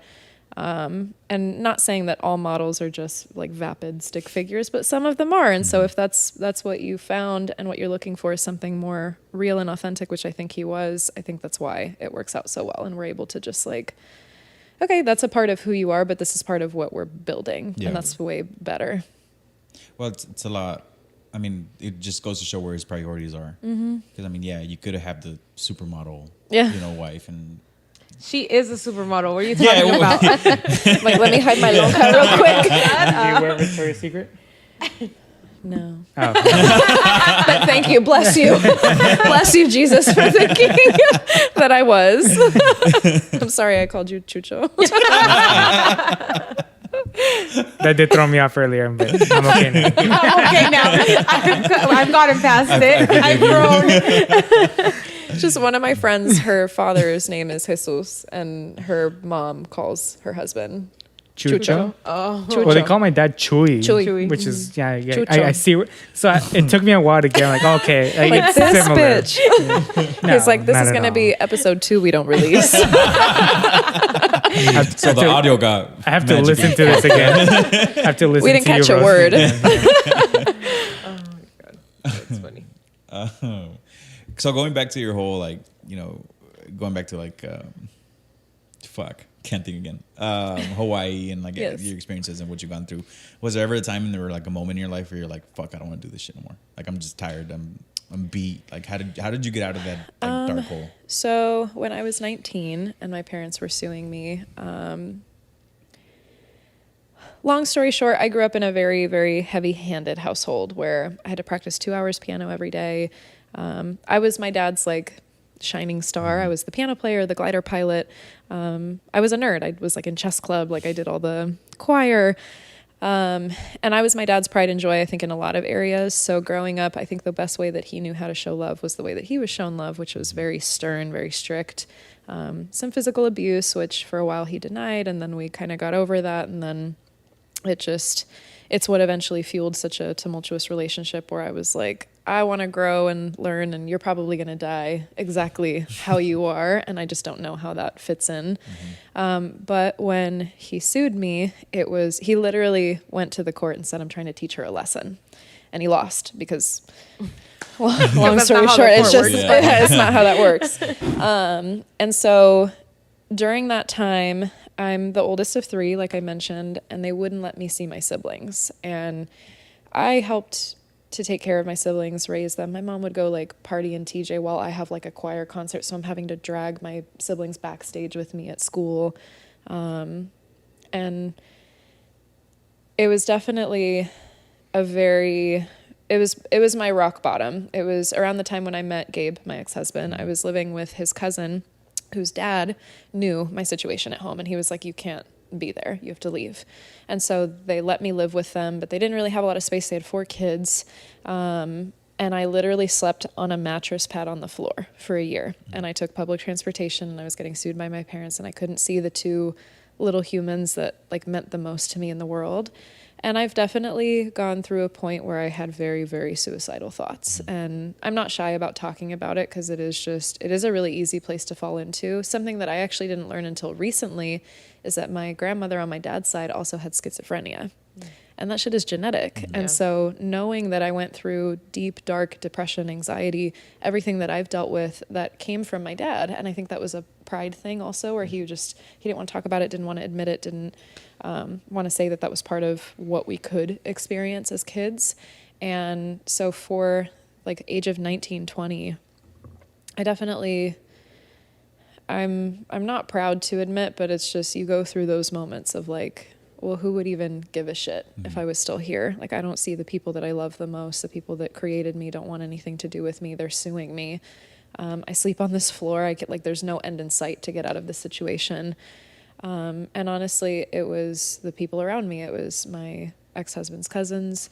It was him. It was his family. My first Christmas where I didn't have Polish food and I couldn't see my family, I went over to his mom's house to, we're going to my tia Sandra's house. And so you're welcome to come with us. And that's how I met him. And so just having that like quasi family to lean on was really big. But there were still days where it doesn't matter because it's not the right people. It's still not my brother and sister. It's still not my parents.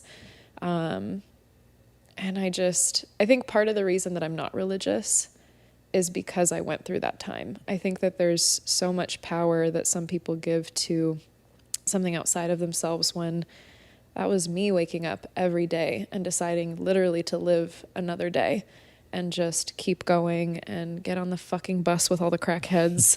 And like, you just have to keep going. Like, what's the alternative? And I was in a very raw state of that where it was literally like, you either wake up to live another day or you die. Like, to me, there was no in between because there was no point of living really. And I think it was just the people around me for sure. But you just kind of have to tap into that reserve that you have as a human being where you're just like, I'm just going to try again one more time, one more day. It'll get better.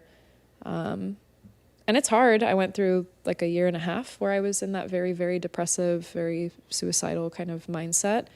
But once I was out of it and started growing and developing, and then I was using some things as crutches when I was leaning on my ex-husband's career. And I mean, you just kind of have to go with it. I don't have any advice other than just you wake up to see a new day, and you just kind of have to give yourself enough credit to know that you can do it one more time. You can wake up one more time. You can see another day. You can try again. And there's a song I really love, and it's Aunque duermas sale el sol is one of the lyrics. So like, you can sleep, but the sun's still going to rise with or without you. Mm-hmm. And so you have to decide whether you want to be a part of that the next day. And it just kind of got to a point where I didn't want to give that power to other people. I knew I had a purpose to live another day, and you just do. And so I'm very passionate about therapy as well, just for that reason. I've been in that really dark space where you're just like, would it even make a difference if I wasn't here? And it breaks my heart to hear other people that go through that, because it's a very real feeling, and it doesn't matter how much love or support you have around you that's telling you otherwise. If it doesn't come from deep down in yourself and you're not working on yourself, it doesn't matter. And so I love the idea of putting power back in the people's hands, and like, whatever floats your boat. If you pray and that's what gets you to, live a good life and be a good person and see a new day, great. But for me, I think people are so much more powerful than they give themselves credit for. And I think that showing our imperfections and showing the points in life where you do get really low and you do shitty things and you're not a good person is beautiful once you have that juxtaposition and you're like, I came out of this, I came out better, I held myself accountable, and I'm not there anymore. Mm-hmm. And then it's like an avalanche. It's hard to get out of that mindset where you just, okay, I made it another day. What can I do tomorrow? Mm-hmm. And so you become more and more powerful. But I think it's that cliche of like, you just can't underestimate the things that you're capable of. Yeah. And when you're under that stress, it is hard to remember, but like, just go to sleep and wake up tomorrow and see what happens, Yeah. Was there anything that you would like constantly have to remind yourself, or was there anything that you were constantly telling yourself throughout that? Because I mean, I feel like when you are at that bottom moment, yeah, there are people that you can surround yourself that could lift you up, but ultimately you hit that note. It's ultimately up to you to bring yourself out of that hole. And once you get out of that hole, it's so easy for you to relapse and kind of dig yourself into another hole. 100%. So like, what kept you going? What were you telling yourself? Honestly, I feel like now you're in a way better place. Yeah. So, but I mean, I feel like it's sometimes, sorry, I don't mean to keep cutting you No, off, that's but I okay. just feel like sometimes it is just easier to keep relapsing. It is. And I have moments still, just because I know now that that's part of my biology, and I'm always going to deal with anxiety, depression. That's something I've worked on in therapy now, knowing that that's a predisposition that I have. So now I tackle it differently and more productively. But honestly, music was and that's also why I have such a difficult relationship with music. My dad actually started hitting me because I didn't practice piano long enough. And from there, it just kind of took off. And so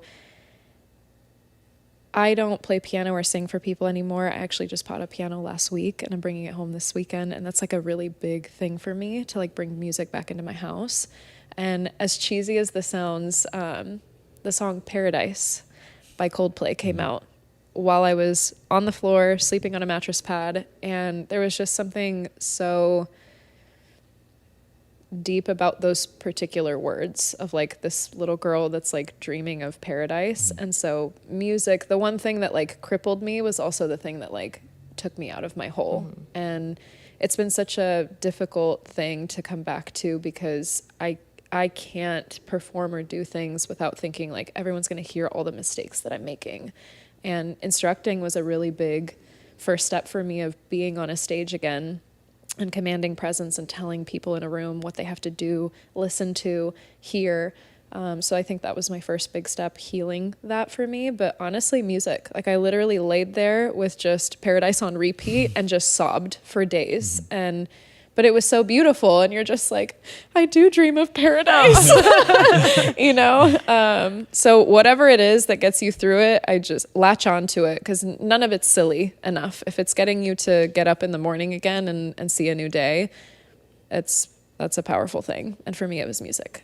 It's the same thing that knocked me down. But it's so crazy how much power music has. Oh yeah. Like I'm huge on music. Like when Pao and I first started dating, like I would tell her, I was like, random songs would give me the chills. Or we'll go to festivals and like I'm like, babe, look. Yeah. But to me, the same thing. Like, you know, when I was growing up, my parents were going through whatever they were going through, and like I would lock myself in my room, and the only thing that would get me through my nights and whatever was going on around me was I would put on my headphones and I would just vibe and listen to music. Whatever it was, that was my comfort. So now when I listen to music, like to me, it's just so powerful because not only was that was my crutch, that's what I leaned onto when I was little. So and it's not that it brings me back or like it gives me bad feelings. It's just more of like music kind of gives me a hug. Yeah. You know, Yeah. even though it's the idea behind how my love for music came at a bad moment in my life. Yeah.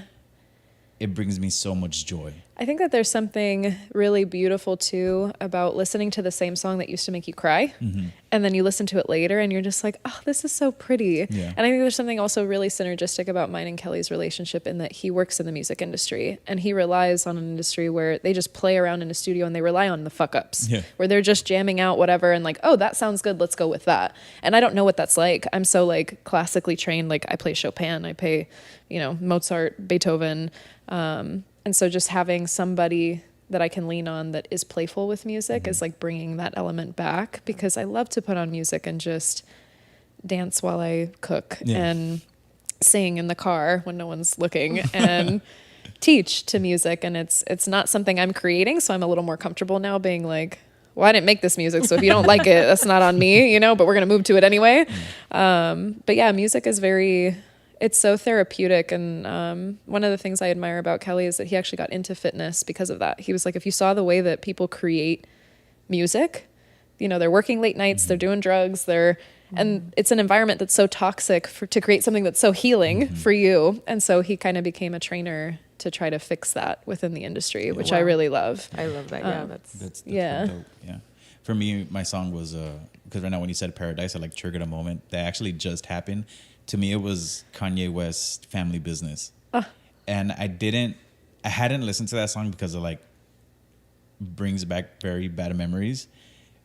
And we had a guest not so long ago, Angel, and he's a big Kanye fan. And usually when I have fans, I do have fans. But when we have guests come over, I'm like, hey, what do you like? Like when I'm strategizing their post, I like gear it towards them. So I was like, you were a big Kanye fan. Like, what's your favorite Kanye song? And he said Family Business. And I was like, fuck.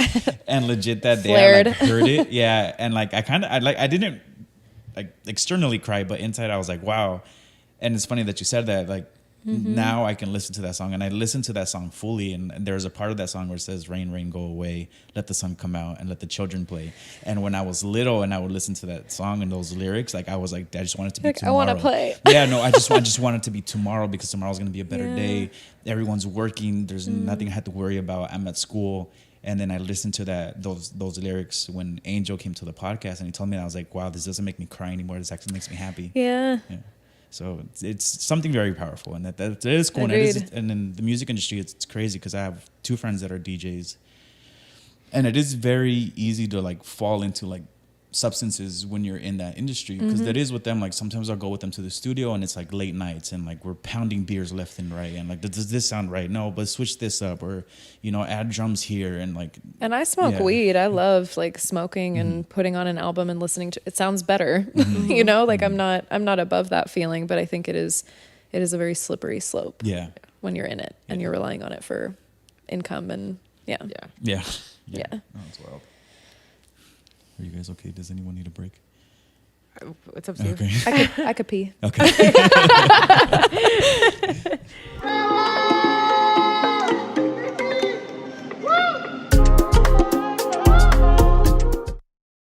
All right, we back? Clap. Welcome back, guys. We can go on forever. We can. We truly, truly can. I think we found our fourth. Is Let's it go. your I fourth? think we found our fourth. Been looking for a fourth. This was your Nice. secret audition. We just didn't tell you. I love it. But again, thank you so much for being here before we start wrapping stuff up. And like I said, we can be here for days. Yeah. Especially me. Like, I not that I love to talk, but I do love to talk, but I also like to like listen. But I feel like these stories are like super intriguing because, like I said in the beginning, like a lot of people see us on the gram and they're like, but they see that they see the exterior. Mm-hmm. You're very open on your profile, but not a lot of people see that. Yeah. You know, a lot of people just see you maybe working out or just in other platforms or other influencers and stuff like that. They don't see the behind the scenes or the things that maybe you have gone through to get to where you are now. So I really do, like, I want to give you the flowers Yes. to how All the far flowers. you've come, and you really do deserve it. Thank I you. really do. I really do hope you look back in your life and you're proud of. I mean, no, you are, Yeah. because you fucking say it on your Instagram. So of how far you've come. Yeah. But I want to tell you Thank in person, you. you know, congratulations, because that's a very hard place to crawl out of. Yeah. It is. Not a lot of people do it. Not a lot of people can. Yeah. Or And not a lot of people are as authentic and raw and like take the responsibility, you know, like a lot of the times people just kind of push it back. And they don't actually work through it. And like you can tell by like in the short amount of time that I've known you and like followed you on Instagram and taken your classes, like you can really tell that you put in the work and like you really are, like you walk into the room and like your presence is noticed because you're thriving, because you're doing so well in your life. And I'm sure you have shitty days when you sit on your masapan and fight. I'm you shitty know, with my get- finances, girl. Yeah. like, you know, Yeah, I have my everybody has their weaknesses. stressful days and their shitty days. And like, I'm sure there's days where you look back and you're like, fuck, like maybe I should have done this or I should have done that or whatever it is. But at the end of the day, like you can see that you've put in the work and you can see that you are genuinely happy. And I think that that's a lot of people in this life aren't happy, you know, and you like exert it, like you do exert thank that you you. are happy. And I hope that you are. And it's not just like an energy that you're putting out when you're around other people, you know, but Yeah. it doesn't seem like it is. No, I think when you hit that point where it's very like painfully obvious how unhappy you are to the point where you're at a low, it's like, why would you fake it? You know, I've seen that. And that's not what I feel, and I'm happy that that's not what I feel. And I worked hard to not feel that anymore. So it's hard to be inauthentic at that point because like I've been saying, it's just I want to invite other people to feel like it's okay to bear your cross and talk about the shit that made you who you are. Or maybe you're not that person yet, and then maybe it'll hold you accountable to transform into that person. So, yeah. do you feel like when you travel, like when you go to different, like specifically like in Mexico, like I feel like a lot of third world countries, like you see people and they're genuinely happy. Well, Like, Poland's technically a third world country too. Is it really? They have their own currency still. They accept the euro, but they're still on the złoty, which is their złoty means gold, and so they're still on like their coin. And like you go over there and there's no crime. Everybody's happy. The biggest city in the country is Warsaw, and I think I read somewhere that it's only like 60% of New York City. Wow. And so it's very rural. Everybody lives off the land. The culture is so preserved. They built everything back to original state from the war. Like there's just such a reverence for where they come from, what they've been through, and it's a very humble lifestyle over there. And Mexico, you go over there and like there's almost like no middle class. You're either poor or you're rich, and you see people like my family that are struggling, and like they're happy with what they have. And I go down there and I try to bring things for them that I know they can't access down there, and it makes them so fucking happy. And I'm like, I got this at Ross, like, you know. And it puts things into perspective. And I think that's partly why it hurts when I don't travel. Like I need a humility for myself to know that like people just live very differently than we do here, and everybody needs to see that. I think one of the most eye-opening experiences I've ever had when I've traveled was when I went to Auschwitz. And so the city of Auschwitz is actually, in Polish, it's Oświęcim, and it's a city. But we call it Auschwitz because of the concentration camp built by the Nazis. And my grandfather actually, I think, was born in the city of Oświęcim. And I never got to meet him, but he's like one of the people that I'm like, I would love to have a conversation with him and get to know him. But you go to a place like that, and I went through the tour, and you go through both camps. So you go through Auschwitz and you go through Birkenau.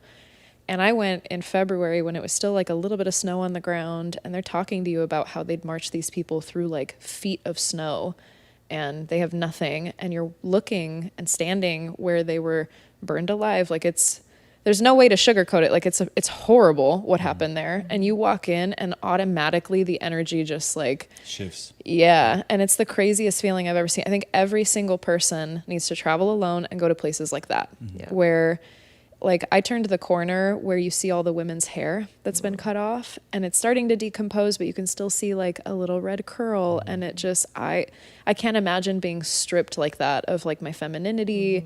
And you turn the corner from that hall and it's all the like shoes from the kids. I started uncontrollably crying, and my tour guide was like, "You good?" Because like I couldn't stop. And it wasn't even that I was crying. It just, tears were just coming out of my eyes because I just felt so deeply, where you're just like, how do you see shit like this and then go back home and act like an asshole to your waitress? Yeah. You know, like we can be so entitled. And if you don't have that buffer of humility every once in a while, no matter how you get it, whether you go to Mexico and you see the pueblos, whether you go to a concentration camp and see how shitty humanity can be, it's just, some people clearly haven't had their eyes opened a little bit. Yeah. And I think that's so vital to just our human existence, and in knowing that we are resilient enough to rebuild, do more, because it's the people that were affected that were giving the first tours at the concentration camp. These are people that survived that, and they're showing you around. And so it's a very undeniable humility moment of like, okay, my life's good. I don't have to eat today. I'll eat in the morning. We were in Germany 2019. Yeah. Yeah, 2019, and we went to one of the concentration camps in Munich. And we also kind of said the same thing while we were there, that it's like you could really just feel the energy and just like it's powerful. It is. It's super powerful. And I think prior to that, like Mario and I had a conversation about how like I like to travel like that. Like I like to see, like if you take me somewhere, I want to travel like the local. Like I want to live like the local. I don't learn. Really want to do like the touristy things. I do, but you know, I also want to do the other things. And like I would tell him like, let's go here, let's go there, and like let's do all these things. And he's like, but like I just want to go to Oktoberfest, because we went for Oktoberfest. And I was like, we're gonna go one day to Oktoberfest, and then we're gonna get to see the rest of Germany, because like there's so much to see here. And like yeah, I do want to go to Oktoberfest, but like I don't need to go for 3 days. And well, Jesus and our other friend went on their own, and they did do Oktoberfest for 3 days. So sorry, babe, but no, I mean that was a different point. What? I said that was a different point in my life. But, so yeah. I mean, but I kind of am the same way though too. Whereas like I always have told Belle too, is like if I want to travel, I want to travel, but I want to travel not as a tourist. Like I actually, like as a local. Yeah, like I actually just want to see the city for what it is. It's kind of like going to El Salvador. Like when you go to El Salvador, it's like people go I'm for the waiting for the touristy day spot. he takes me. But it's like, no, let's go to the rancho. Well, it's like and that kill reel some I sent you pigeons, the other day. Yeah. Like this is what El Salvador is. It's not the nice looking slide. I mean, yeah, it's nice and let's go, but I mean, this is El Salvador. Yeah. Well, I know. I mean, I yeah. don't know that I've never been, but like, yeah, of course, like that's what I want to see. Like, I want to go to your grandma's house. Like, I don't want to go to the resort, you know. Like, I joke with him because he always tells me like, you wouldn't survive a day at my grandma's house, and I'm like, you have really little faith in me. Like, I also grew up with like bathrooms being in the back and like the toilet not flushing, and like, you know, like I also like my family also had those things. Yeah, It's just cold as hell. obviously, like I haven't lived that in a really long time. It doesn't mean I won't survive it, but I always tell him like I just want to go to the slide, because I don't know if you've seen, there's like this slide that has a really nice view. But like, yeah, I do want to go to the slide, but I also want to like not experience, I guess it is experience, but like meet your family for who they are, you know, and like actually like you want to be exist there. Exactly. Yeah. I lost my train of thought. There was a reason I was saying this, but It's all right. I don't know. He'll take me to El Salvador one day. But going back to like the question is like I feel like I had this conversation with one of my friends. Well, not really a conversation, but it was just like something that was said in the group chat, where I was just I said the same thing. I'm tired of corporate America. It's like I just want to get the fuck out of here. Like I'm over it. I'm done. It's like if I'm not starting my own business in the next year or two, it's like it's funny, Brown and I had this conversation last night. It was like 11 p.m. and I was like, you want to get the fuck out of here, babe? Super randomly, we were in bed and I was like, you just want to move next year? I was like, I'm just down. Like, and I've never been that type of person. When Pao and I first started dating, I had Vitality Bowls. I had the business here. And then I was just so balls deep into my dad's business that I was just like, I can't leave San Diego. Like, this is where I need to be. Then he wouldn't. Like, I would tell him, like, you wouldn't move. Like, I believe that people should, like, live somewhere else at least once in their life. Because, like you said it earlier, like, we don't realize what people around us are living, but like it's not just outside of the US, it's also outside of California. Like we live in this bubble and like people don't get it, you know.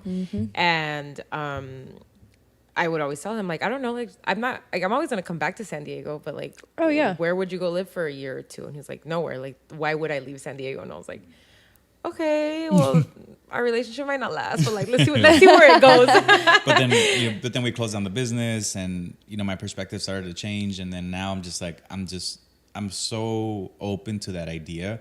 But it kind of just, I mean, it reminded me of like us talking about being happy in corporate America, where I had this conversation with my friend, and I was like, I'm just so over it. Like I'm literally working to live instead of it's just like my life is work. I don't get to reap any benefits. Like I live, like we live in the house, but it's like I'm literally paying for this house to be here for 30 minutes, and then I got to go fucking work. Right. And then I was telling him, I was like, I don't want to be rich anymore. Like I'm down, I'm down for all the money and everything that comes from. I like nice things, yeah. But I just want to be genuinely happy. Yeah. And then going back to like what I was saying is like when you go back to like El Salvador or when you go to Mexico and you see these people who like are living in their poverty, but they're just genuinely happy with just the basics of what they have. Yeah. And it's like, that's the amount of happy that I want to have. Yeah.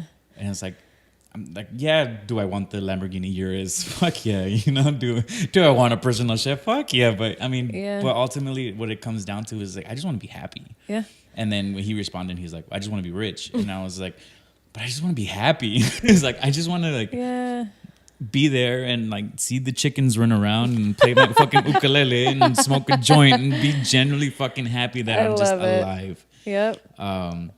Sorry, that was just like a random moment that ADHD kicking in hard. No, we've been watching a lot of like I don't know if you see Poisoned on Netflix. Mm-mm. Okay, so it's about like our food system and like how fucked up it is. And then right before that we watched Big Pharma. It's called Painkiller.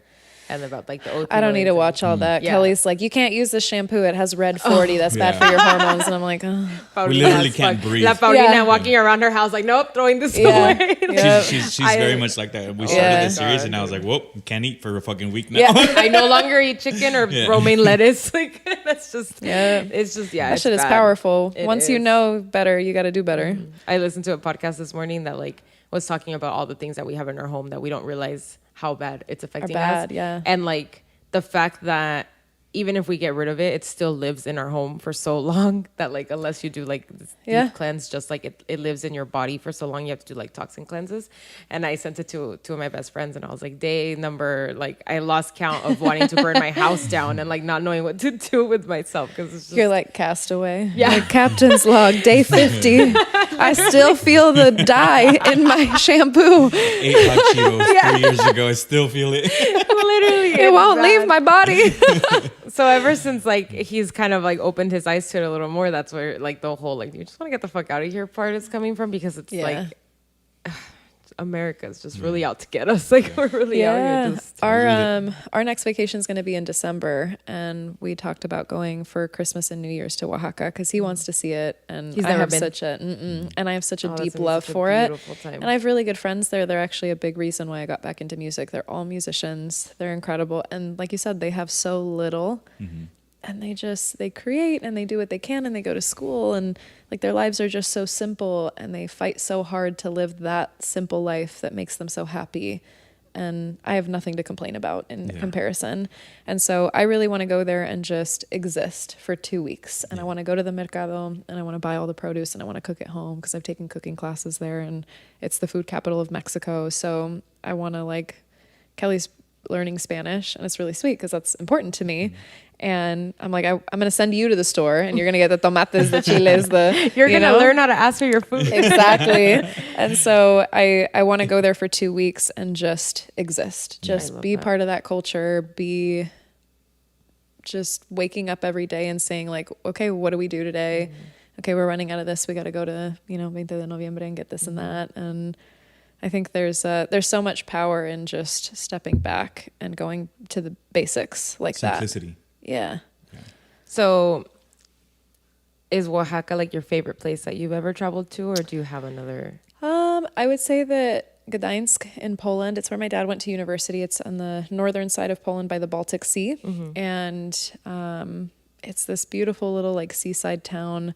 And when I stayed there, I went for like 3 weeks to Europe, that trip by myself. And the first week I stayed in an apartment. It was like $60 a night. It was a super nice apartment where I had like a key fob and it was super secure. And it took me just a mile to walk to the Statue of Neptune, which is right in the center of town. And I was there during February where it was really cold. And I was there for Valentine's Day. I had no idea that my people were big on Valentine's Day. Like that shit was lit. I was alone, single. Like I was walking around the streets and you just see these like old couples holding hands, like super sweet. I went to like a Valentine's dinner alone and just, it's like that scene in Sex and the City where it's like all the balloons everywhere and it's like Valentine's Day threw up in there. And it was so cute. And I think that next to Oaxaca is like two of my favorite cities in the world. It's just that really simple, really quaint, lots of history, just like it doesn't need to be overcomplicated.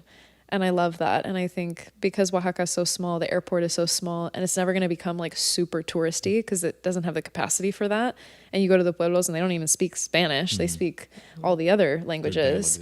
Yeah. And it's just, there's something about that just really like grounds you. So I feel like the only other place I feel that is in Gdańsk, because it is just a really small, like quaint, just like lovely little town. Like it's so, yeah. I love that.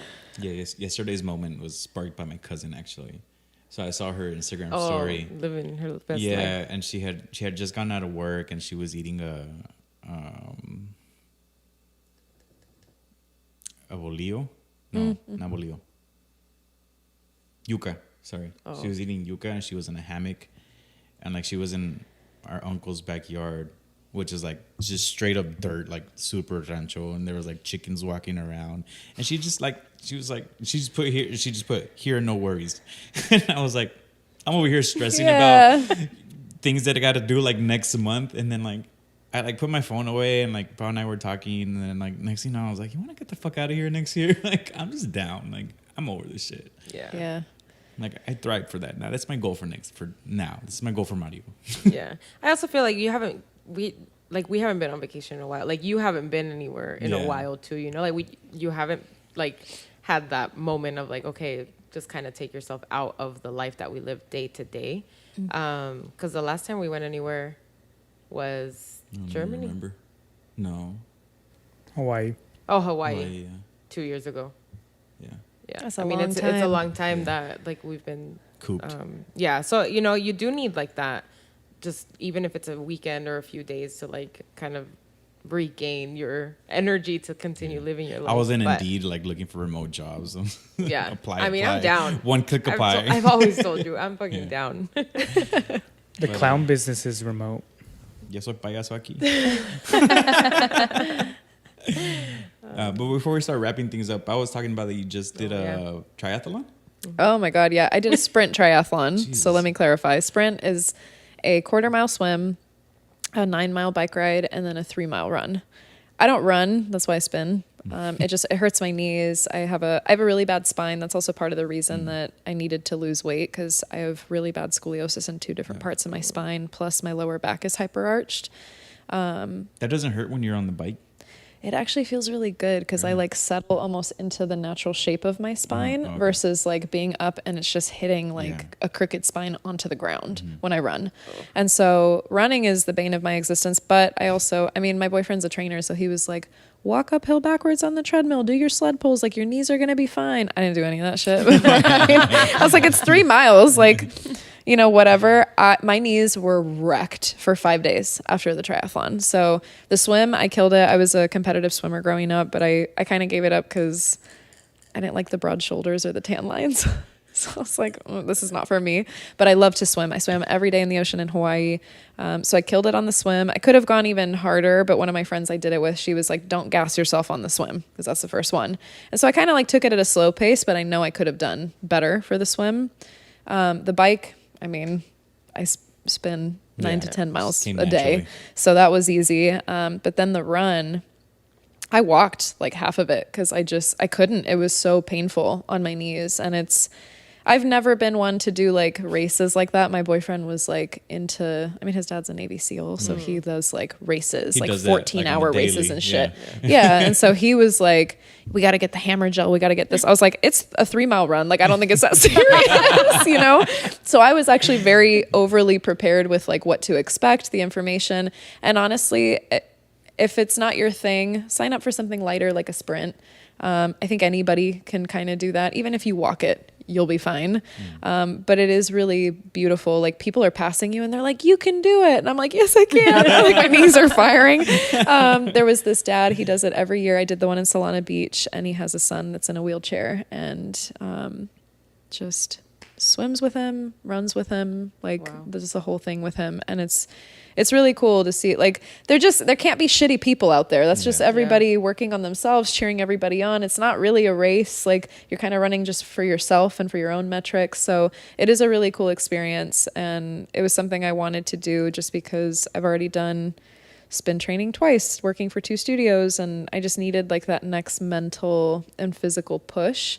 I don't know if I'd ever do a triathlon again. If I ever did something again, it'd be like the aqua bike, where it's just the swim and the bike portion, and I could do it for longer, and I think I'd be okay, and I could train for that. It made me hate running more, honestly. I was like, fuck this. I'm never doing this again.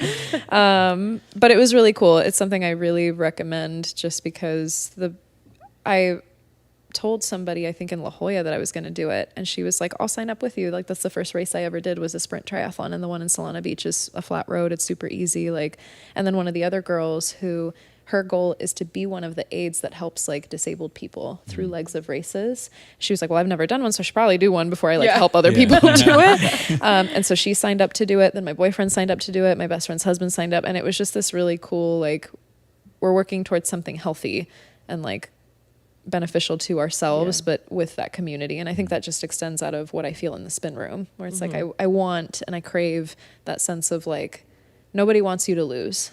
You know, there's too much of that outside in the world, and there's too much judgment and too much adversity that we face already. Like, if you're surrounding yourselves with communities with too much competition and people that are just like wanting to be better than you, that comparison is just, it's the thief of joy. So it was a cool experience. I highly recommend it for anybody that wants to, even a 5K, just walk it. But it is really cool to be out there and to do that with people. It's a different kind of mental stimulation where you're just like, fuck. That's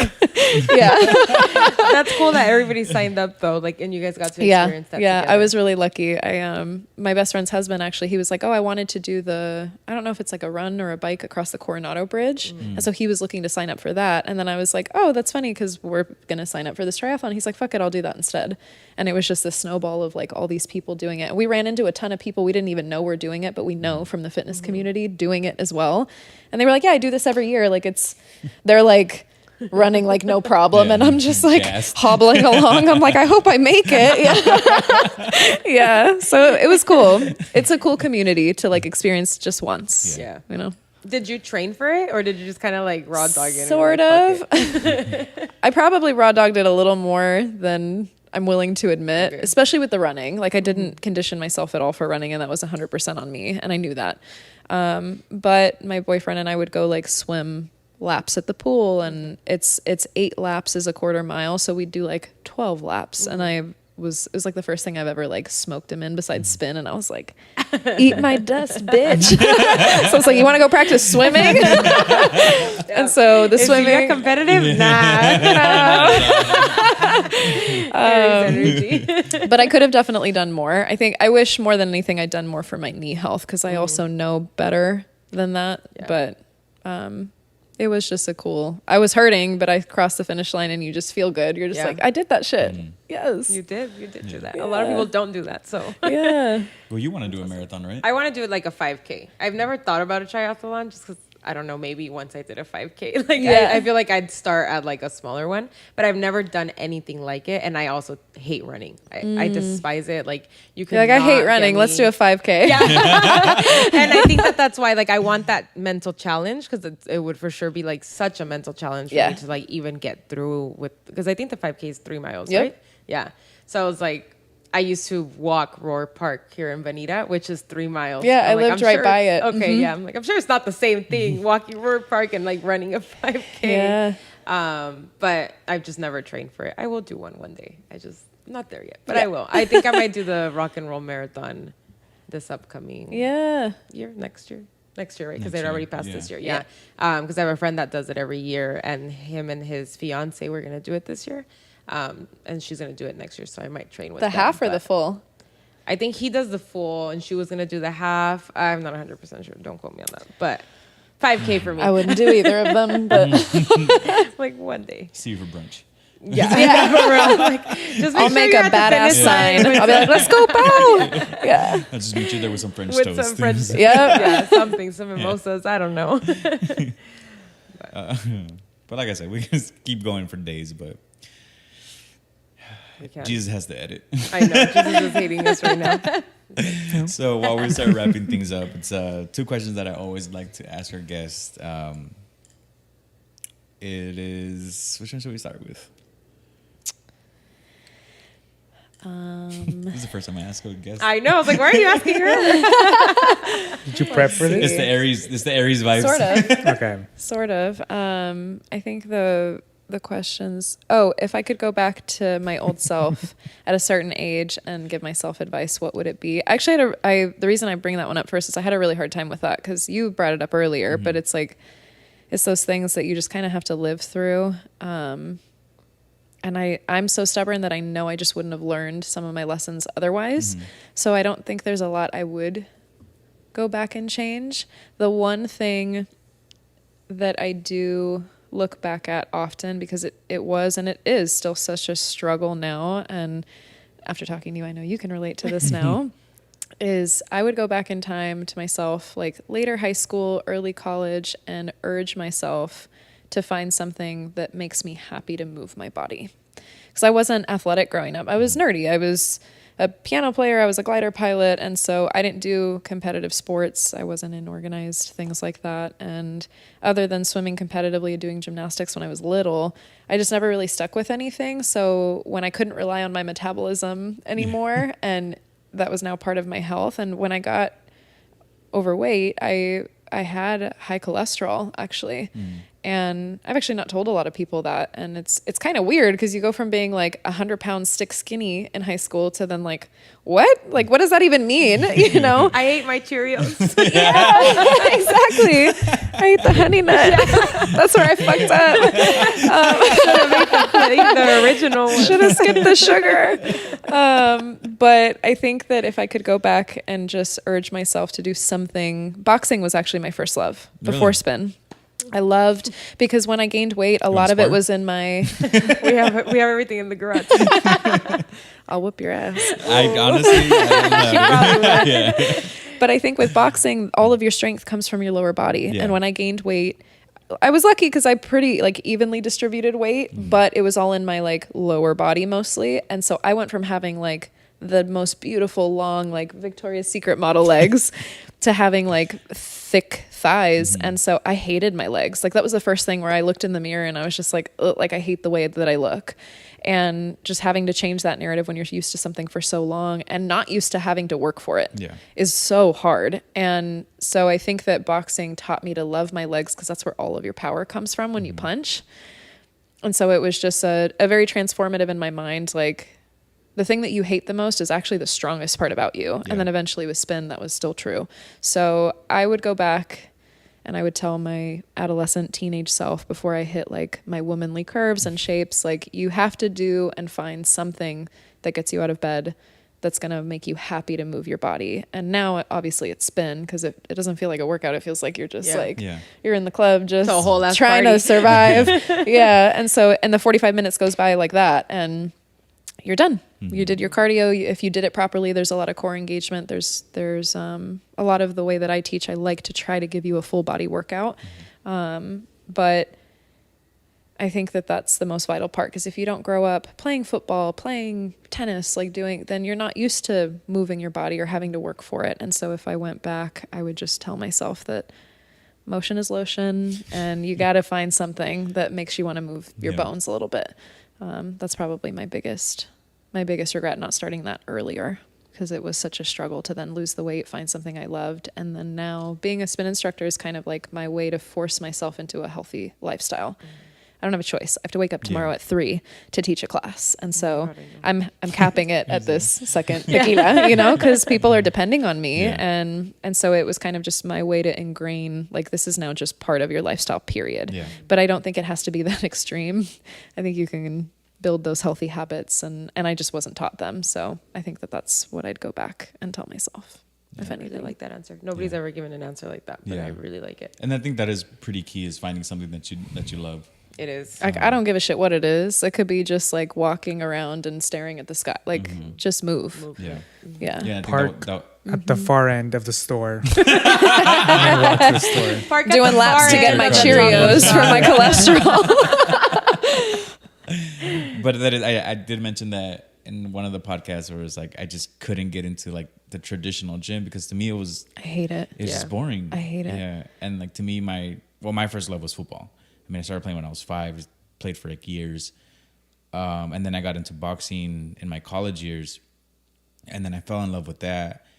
And just the traditional gym was just not for me. Even though for football, I did have to like lift weights. Of and course. there's PRs that I had to hit and stuff like that. But it was different because I was with the team versus me going by myself. And I'm It's like she said it earlier. It's like the team. There's like there's a psychology aspect to community. No, I hate the gym. I got a personal trainer because I'm a bougie bitch. If someone's not watching me do it and telling me that I have to do it, I'm not going to do it. I don't get joy. That doesn't spark joy for me. I don't go to the gym and I'm like, I'm just gonna do 30 squats on my own. No, thank you. I'm like 2 hip thrusts in and I'm like, am I good?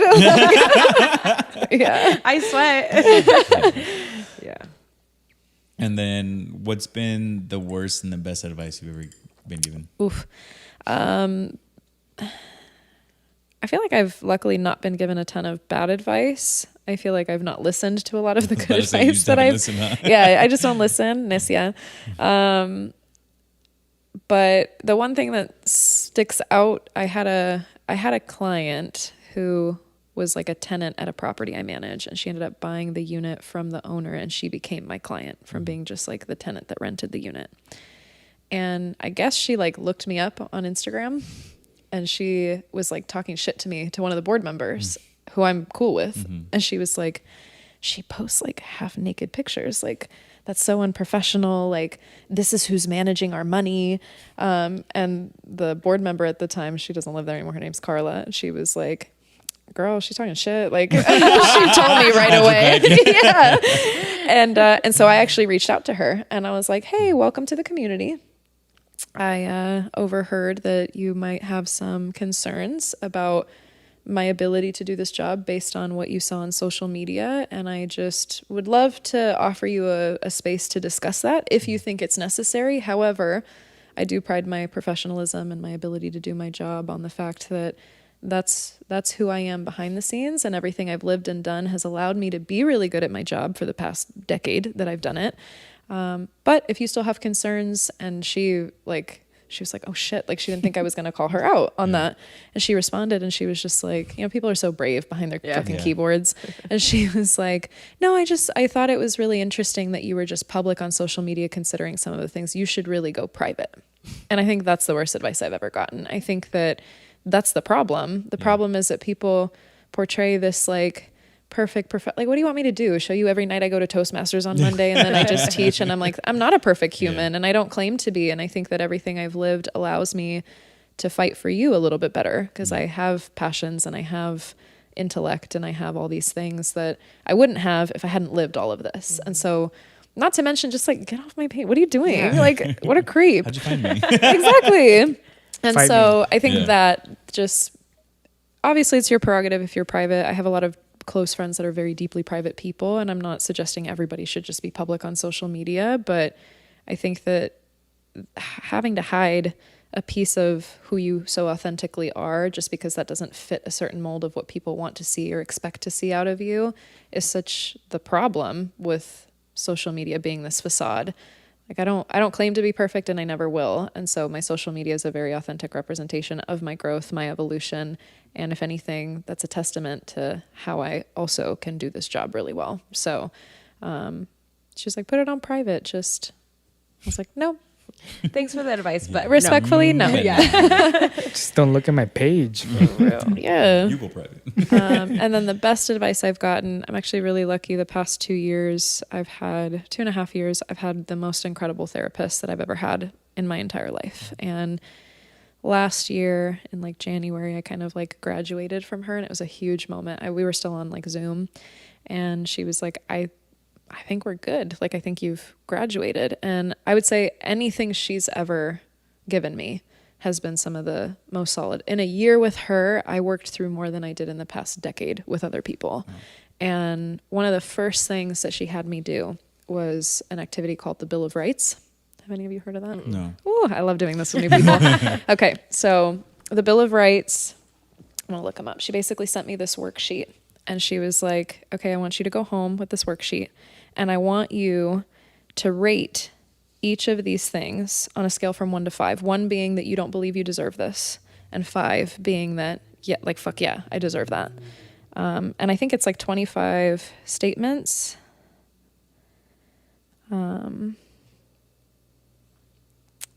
And like one of them is, I have a right to be happier than the people around me. I have the right to be healthier than the people around me. I have the right to be angry at someone I love. And it's just these 25 statements. And it's really interesting to do them with people, because I did them with like my best friend and her husband, and he was like a 3 on certain things. And she was like, oh, 5, like, fuck yeah. And then other things were opposite. And so it's really interesting to go through this list and just see where you rank. And then when I came back to her and she was like, okay, what you got? And I was like, I'm like a 2 when I think I deserve to be happier than people, because I feel like that's taking from everyone else, and I don't want that. I want everyone to win. And she let me go through the whole list and explain why I ranked each one. Some of them were 5s, some of them were 4s, some of them were 3s, some of them were 2s. I don't think any of them were 1s for me.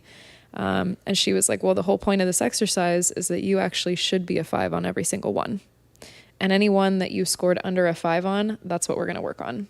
Because if you don't believe you deserve to be happier than other people, like, you have to realize that that doesn't take away from other people. That's your empathy now crippling you.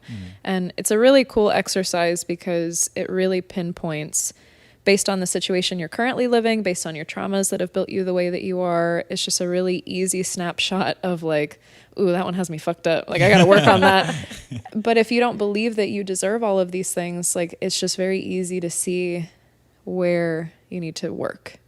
And I think that was one of the coolest activities I ever did, where I still struggle with that a lot. I think the being angry at someone you love is something I still struggle with, because I am so deeply empathetic and I'm so like loving. So like my mom reached out recently, and having to like reaffirm that boundary broke my heart. I was not okay for like 3 days. I cried myself to sleep every night, and it felt like I was breaking my mom's heart, saying like, no, I don't want to go back into a relationship with you. And just having to like reset that boundary, I realized I'm probably still not at a 5. I'm allowed to be mad at my mom. It doesn't take away from how much I love her, how much I respect her. My mother's a fun, beautiful, Mexican, vibrant, loud ass woman. And I have so many attributes of her that I see, and I'm like, oh, I'm my mother's daughter and I love that. But having to tell her, no, I still don't want you in my life, was like, just devastating. And so going back to those Bill of Rights constantly and just being like, oh, I guess I don't quite rank a 5, and I need to figure out why. So Bill of Rights, I'll send it to you guys, but it's a really great tool to just kind of like dummy proof where you still lack. And when she gave me that advice of, you just need to work on believing that you deserve all 25 of these things, period. I was like, that seems like a lot of work. That's a lot of things to believe in. Yeah. Well, when you find it, send it to us, and Yeah. then we'll do it live on the podcast. Nice. You can come back. I love We it. found our fourth. 2.0. You're no longer spinning anymore. And you're now. I love it. I need a break. My knees hurt. This couch super comfy. Yeah. Don't confuse it with the first 10 amendments of the Constitution. Because that's what I was thinking. I was like, Bill of Rights. It's like, I know that from somewhere. I learned that in history. Ay, Jesus. All right, we gotta wrap this up. Yeah, we Sylvia and I gotta wrap have to this be up. at Edge at 5 We gotta be up. up. I'm gonna be chilling. No, I'm gonna wake your ass up. Celia, thank you so much for being here Thank today. you. Like we talked about when the mics were off, like we could keep going for days because there's like, as you were talking, like questions just kept popping up, and like at one point I had to stop looking at you because I was like I want to ask so many But wait, questions. there's more. Yeah, that's how I felt. I was like, oh, another question. So we're more than likely gonna invite you back on so we can run this Nice. again because there's too much going on in my head right now. So I just want more answers. I gotta write them down. Yeah. But thank you so much for being here. Honestly, it was a pleasure. It was nice to finally meet you too, because Bao talks so much about you, and this is like, I need to meet this person that, Bao comes home and she's like genuinely happy from your class. And if she's happy, I'm happy. Yeah, I You know? came home one day and he was like, "Whose class you taking?" I was like, "Serious." He was like, "You're always so it's like in such a good mood when you come home from her class." Yes, I love that. So thank you really from the bottom of my heart. And then I think I speak for all of us when, I want to say it again, congratulate you for Yes. coming this far and overcoming the obstacles that you did. Thank you. And still working on yourself, because it's, we're all a work in progress, Amen. and being a beacon of light to people on your Instagram and being so raw and authentic and, not walking on eggshells. It's a very difficult thing to do. Yeah. And then fuck it, don't go private. So before we sign off, if you want to let the people know where they can find you. Yeah. Obviously that tenant knows where to find you. Yeah, you can ask, give her address. My social media is San Diego Sylv. I think it's sandiego.sylv, SYLV. And you can find me at Edge Cycle, probably teaching more than I should. I'll be backing off on that soon, but come to class, hang out.